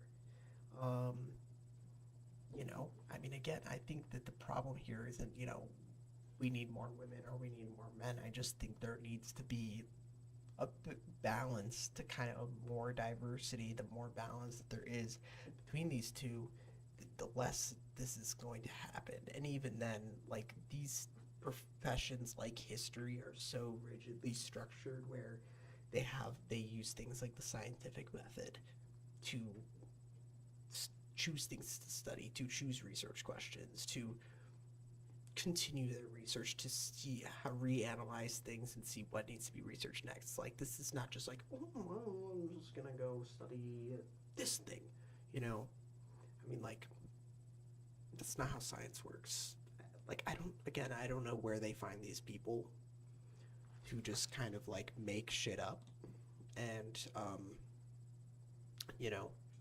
just kind of go with the flow, I guess, without really knowing anything about anything. I don't know. I really do not know. I really don't know. I think a lot of times these people are just kind of like propped up because they have points that, support the status quo. Yeah, this girl has her own, oh God. Literally, oh God. Okay. Oh, I don't even. Yeah.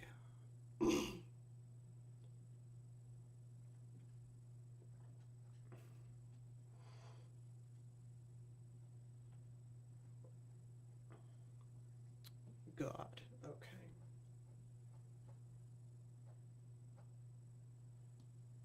So this person just has like a blog, basically.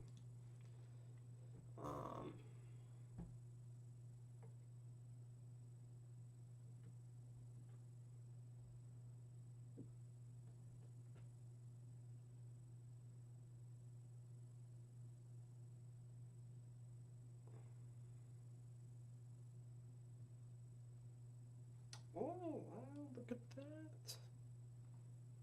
Yeah, that's insanity. And this person's just insane. She's like a hyper conservative and she's a hyper religious.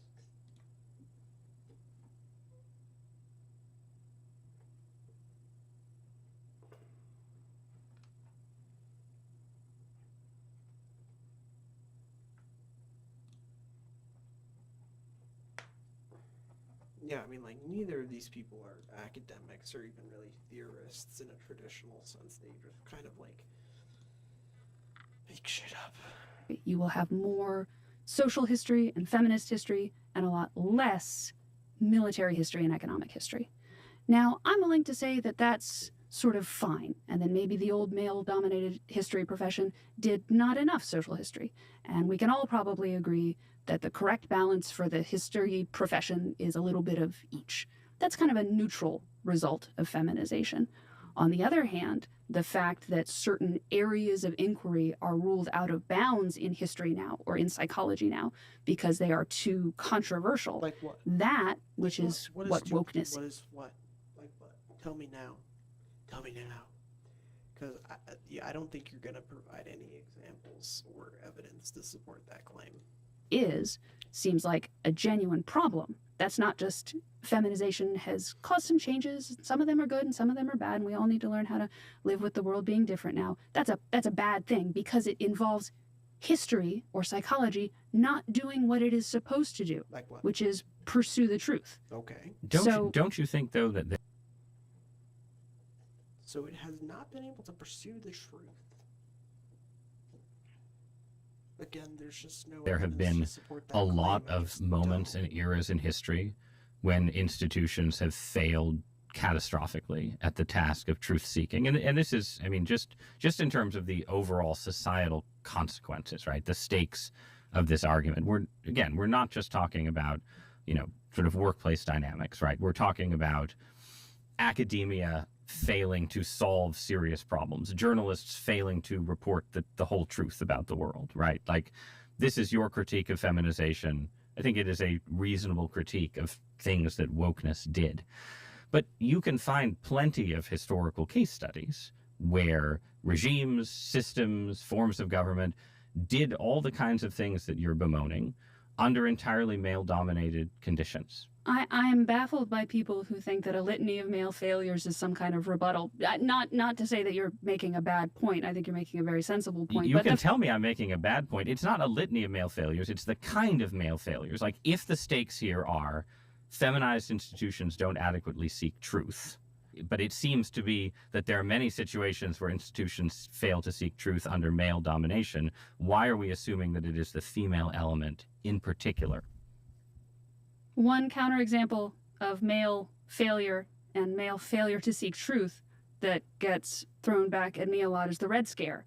Now, how can you say that women are the only people who ever do witch hunts? Think about McCarthyism. And without wanting to get too deep into the Joe McCarthy did nothing wrong rabbit hole, that is not the point that I'm making today. Let me make instead a different example of male failure and male failure to seek truth that gets thrown back at me a lot is the Red Scare. Now, how can you say that women are the only people who ever do witch hunts? Think about McCarthyism. Women are the only ones who do witch hunts. Weren't the males the ones who were doing witch hunts? In the Salem witch trial, those were all Those are all men. Like, women who were like having hysteria were seen as witches. That's the whole male thing. What? She does not know anything about anything. I don't. And without wanting to get too deep into the Joe McCarthy did nothing wrong rabbit hole, that is The Joe McCarthy did nothing wrong rabbit hole.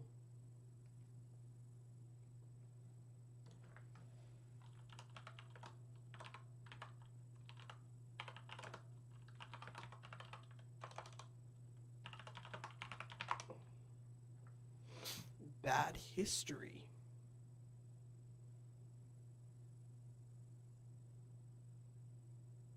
Yeah, I don't know.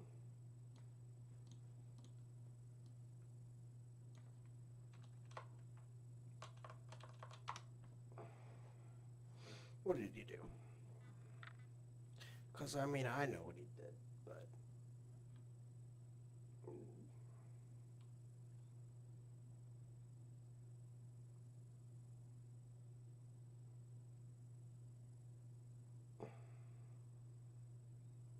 Military service, Senate campaign...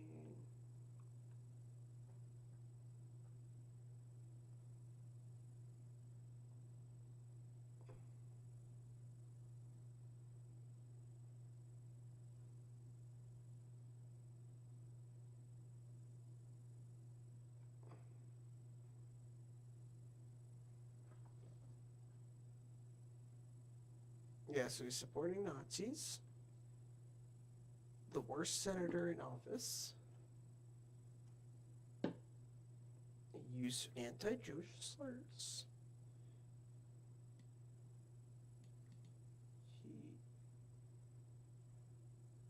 Wesley Swift and tendencies according to his friends. That's the way to do it in Mein Kampf. Enemies with ferment. So now we're talking about the full anti-communism.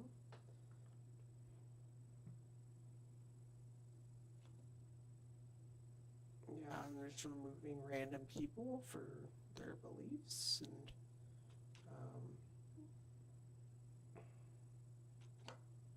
yeah, all of this. Let's see. And the Truman administration.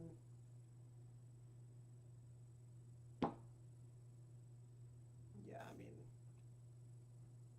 I'm not even gonna go any further than all of that.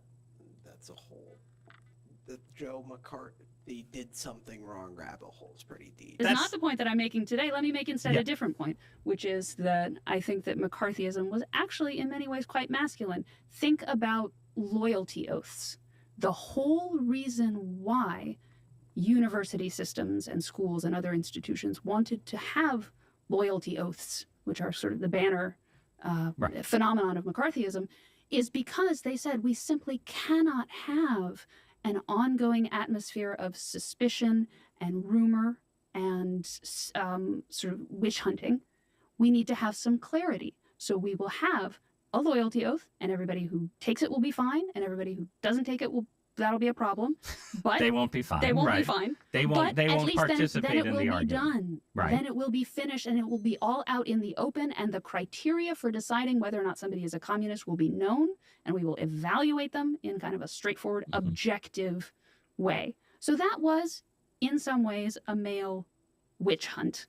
Right. But it operated by masculine. Are diversity rules. statements the same kind of thing? It's a loyalty oath about the aims of the institution. It's a masculine attempt to put an end to feminine gossiping in the universities. Yeah, I think the thing that offends a lot of people about diversity statements, especially for new applicants to jobs, is that it's not a clear ticking the box. Are you gonna treat people fairly or not? It's show me how much you care about diversity. Prove to me that you are really on board with this wokeness. By your defense of the communist loyalty oaths, if it were less of a discursive essay, more of a signing a statement of principles, which some people could sign and you possibly could not, that would feel like more of a masculine policing of the bounds in which a rough and tumble of academia seeking truth within certain definitions could flourish. Is that right? I think the existence of a woke university that wanted all of its faculty and prospective faculty to sign on to some kind of clear statement of principles, yeah, okay. And maybe it would be one that would be super DEI and I couldn't sign it. But I would be okay with that. What I would not be okay with is people intruding DEI statements into, for example, the accreditation of law schools. And to be a valid law school in the United States, you have to teach everyone DEI as part of their legal ethics training. I think accreditation is about, are you a valid law school or a valid university? And so let's leave politics out of it altogether. Right, but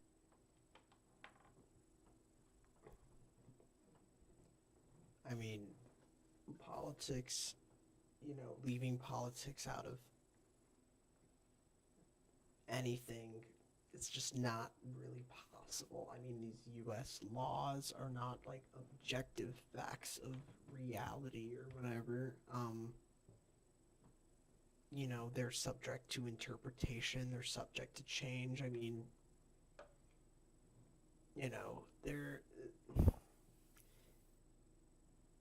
they're also very biased in their own way. I mean, they're developed by a system of a capitalist state. So, I mean, like, this whole idea of, like, the law as being unbiased and truthful is it's just like a made-up fairy tale. It's really just meant to kind of mediate capital. So, this is all just kind of, just fear-mongering about what if DEI was put into law school accreditation. I mean, that would just never happen. That would just never happen. That's just not something that anyone's been pushing for. Because, I mean, they already hold that position of neutrality, and even then, why there would be no reason to do that. The temptation to not leave politics out of it altogether, again, it just seems to me it may manifest in some different ways in environments where you have more women in leadership positions versus more men. But there is still a similar impulse to police speech and debate. But I want to pose a question for Leah rather than just arguing with Helen. So the truth-seeking question, right? So you agree with Helen, institutions should be truth-seeking. Yes. Right. Especially in medicine, law, like the professions that have, I think, been most feminized in terms of the number of women entering into them. To what extent is truth-seeking in those professions or other places contingent? Hey, what are you doing? I don't really want you to be up here anymore because you're climbing on top of my monitor. On a certain degree of intensive competition within those institutions. And I think you can see the fault. But I do need a let.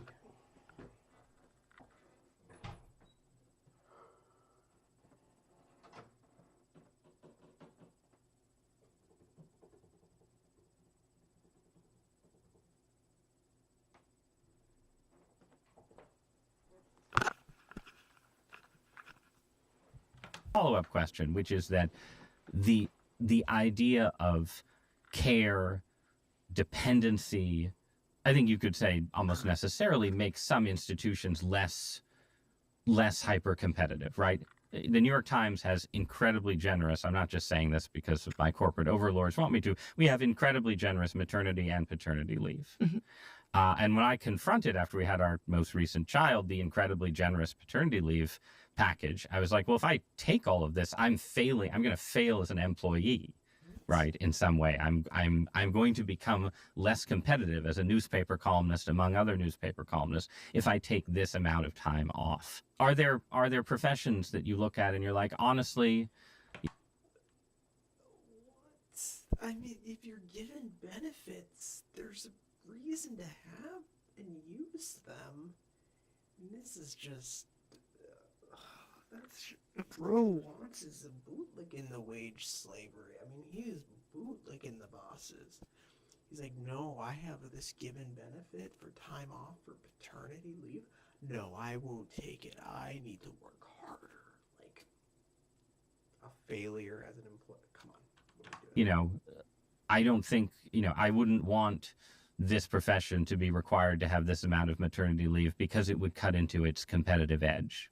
It's not competitiveness that I see as the main hindrance. Here's where I would tell someone not to work if they want a family, which I think is doing good work, but in a method that isn't compatible with family life and isn't plausibly going to become compatible. It's SpaceX, which I admire a lot, which iterates very quickly, and for the whole beginning of its company had such a tight runway that each individual rocket meant possibly the end of the company. There are some things you can take on where your responsibilities are so total that they don't leave you room to say yes to someone or something else. Monastic life is also like this, but there are fewer massive explosions, hopefully. But I think those are rare. And I think there's a tendency for many employers to see what a company like SpaceX can ask and think, well, I'd kind of like that much of my employee's life too, without actually having a business model that depends on it without doing anything nearly as ambitious as they are. Okay, but I want to push you on that point, right? So we started out, or I started out talking about visions for how conservatives engage with gender difference. And I think a lot of conservatives listening to your narrative might say, well, I don't think it is just SpaceX, right? I think there's a lot of zones in American life, from the tool factory and the car dealership all the way up to Elon Musk's landscape, right? Where there is a certain kind of ruthless competitiveness that is important to the truth seeking that is the work of capitalism, right? And that maybe there is some room for being more solicitous of female difference and dependency in the workforce. But if you go too far, you're just losing that edge. You're not just, you can't sort of segment it off and say, if you work for Elon Musk, you don't get maternity leave, but everywhere else you do. There's a larger culture here that is endangered by sort of making the workplace bend more to dependence. Yeah, because you're so focused on not taking your paternity leave when it's given to you. You're like, no, it has to be the woman. It has to be the woman. I need to be competitive. Like, you're making your own problems and then complaining about it. I just don't get this. And it's also like, oh, the competitiveness in capitalism, like, you know, like, what are we even referencing here? I mean, SpaceX has basically almost a total monopoly on space travel. Like, what? Besides, like, Boeing or, like, Blue Horizon, which is, like, Jeff Bezos things. Those are tiny little Virgin Space. Like, these are tiny little companies that have nothing in comparison to SpaceX. We're talking about competitiveness. They have a monopoly. Their fucking rockets blow up and they make all this stupid shit that blows up all the time. And they are still going. This is not the work of capitalism. This is just like, well, this is the work of capitalism. And the losing the edge of, you know, introducing more women, no, this is literally just about driving down benefits for people who do need maternity leave, and then just, and you know, having them do unpaid labor as housewives rather than paying them, and then having them do paid housework through maternity leave. That's all it is. It's driving down wages, it's driving down benefits. It has nothing to do with this competitive edge that he's making it out to be. And it's like a dependence of women. Because again, he was offered paternity leave at his place, and he's just not taking it because he's like, I have to be competitive. Like, what the hell are you talking about?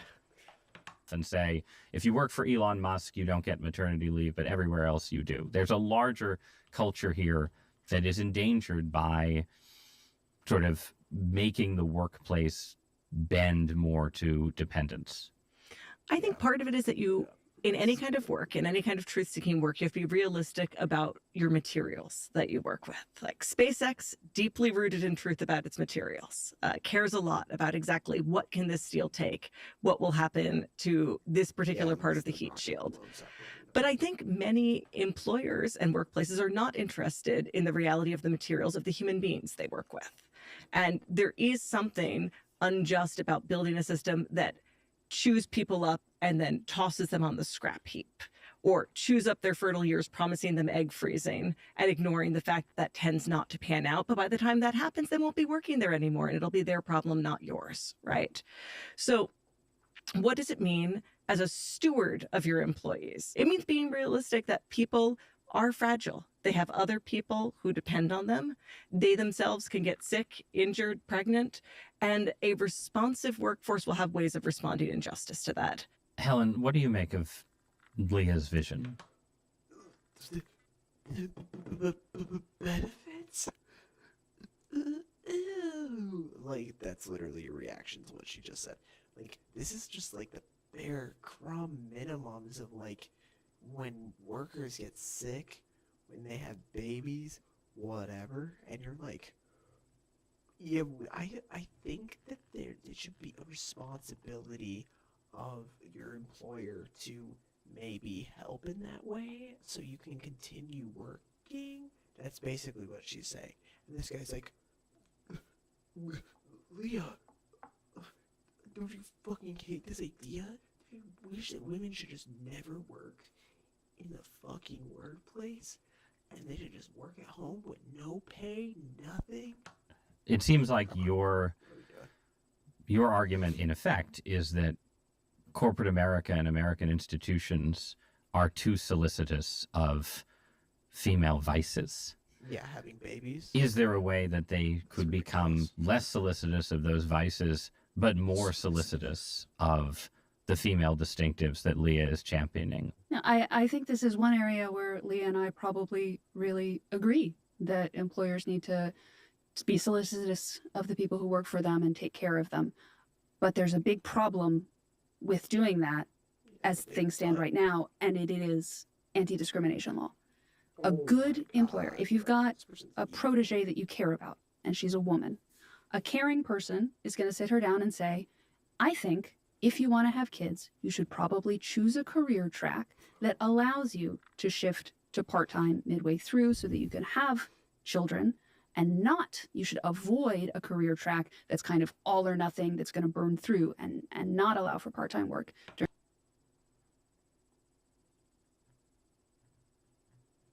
This is just so ridiculous. Literally, I predicted exactly what she was gonna say. She was like, "I think they should take care of the women, but if you fucking get the fuck out of here, no leave, 40 hours a week, 7 days a week, no Christmas, no Hanukkah. Fuck you, like." During your childbearing years. Whatever. Right now, that conversation is illegal. I mean, it happens all the time because, of course, you'll naturally have that conversation with people that you care about because you want them to be happy. But if you talk to a female subordinate that way and have that conversation with her, when you don't have the same conversation with men, What are we doing? hopefully she won't sue you, but if she decides to, you're in big trouble because that's a problem.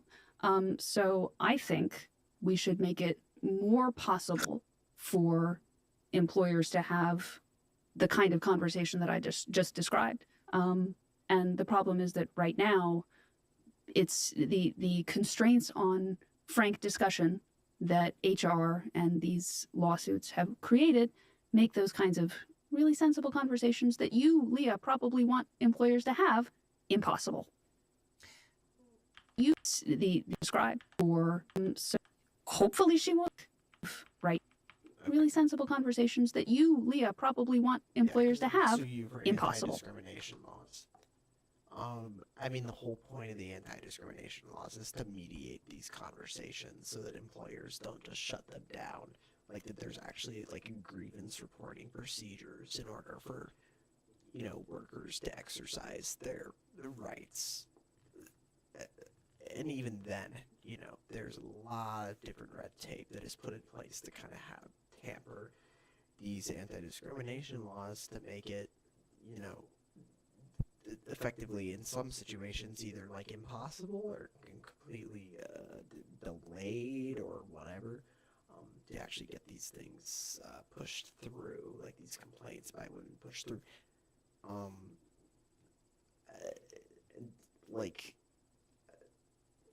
So I don't know, this like suing, like this is not how any of this works. This is like, there's no things like suing in this case. There's grievances that you file, there's complaints that you file, that you go to HR.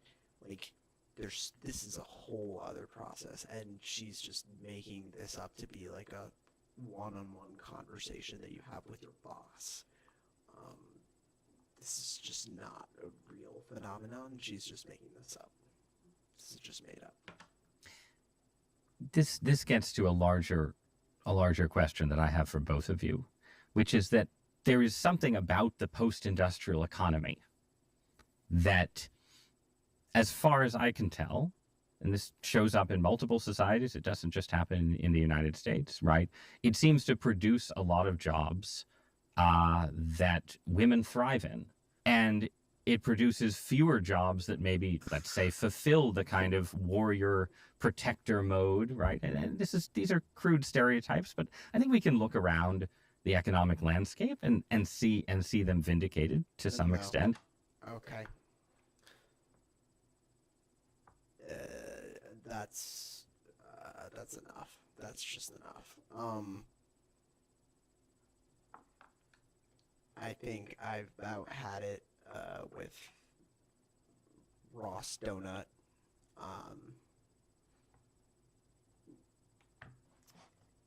I'll probably finish this video sometime this weekend.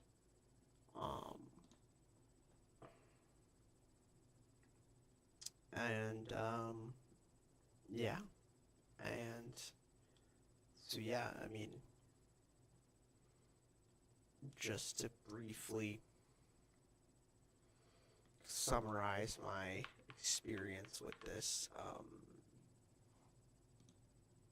it just makes me sad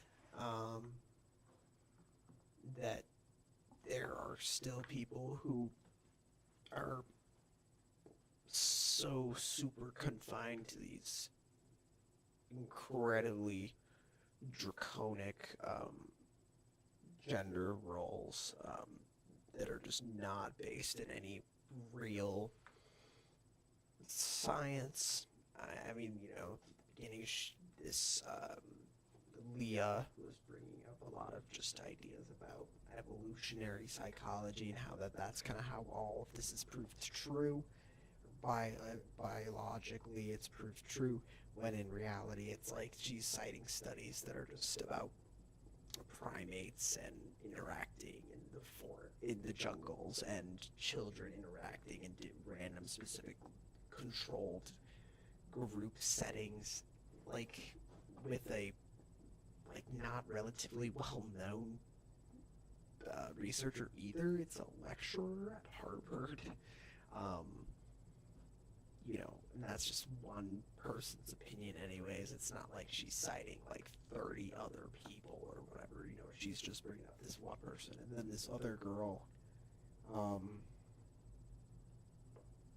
don't know, she's just doing her own thing, Ben Shapiro style. So yeah, this is just, I just cannot believe that the New York Times is doing this or platforming these people. I mean, this is just slop. I mean, this is nothing based in reality. Nothing of value being generated here in this conversation between these two, or three, I should say, because this moderator donut just interjects at every point he possibly can to say the stupidest shit I've ever heard in my life.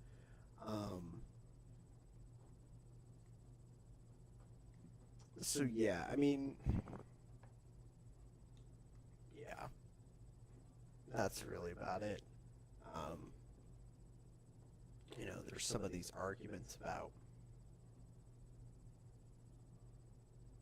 feminization of the workplace, and I mean the other one, the blue polka dots. I mean, you know, she what's her name? Helen? Yeah, Helen Andrews. She, other way around. This is Leah. This is Helen.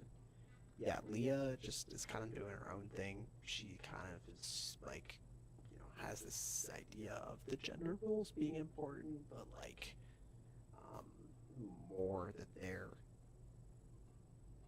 like, it's more of just the actual wokeness is the problem itself. It's not really the women themselves, and but the wokeness is also a product of the women. So it's more of like a policy thing for her versus for Helen. She just fucking hates all women in the workplace, and she would just rather have them not work or have babies when they are poor. So yeah, hopefully, you know, I'm able to finish this later this weekend, and then, yeah, maybe I'll cut it up into a shorter, you know, succinct reaction video, and, or maybe not. I might just not do that at all, because honestly, I mean, there's not much that I can even critique here other than the fact that just this is all just made up. So you know, there's not a lot of value to kind of glean from this, which I mean makes sense. You can't really glean you know, knowledge from something that is just completely devoid of any knowledge, other than the fact that this is just a product of a system that continuously perpetuates false narratives for the sake of maintaining the status quo between men and women, which is a patriarchy, as it stands. So, yeah, that's about it. Hopefully this VOD will be up on YouTube, and I don't think it'll be up on Twitch because I just did not figure out how to do that before I started streaming at 11 p.m. Hopefully I'll be more awake tomorrow. Probably start doing this a little earlier in the evening, probably around 8 or 7 o'clock or something. And yeah, we'll see where this goes. I'm hoping to maybe dig deeper into some more specific topics. Maybe talk more about certain recent events and that sort of thing from like a Marxist perspective. Not slop. Well, maybe some slop. But yeah, that's about it. I hope everyone has a good night, and I will see you all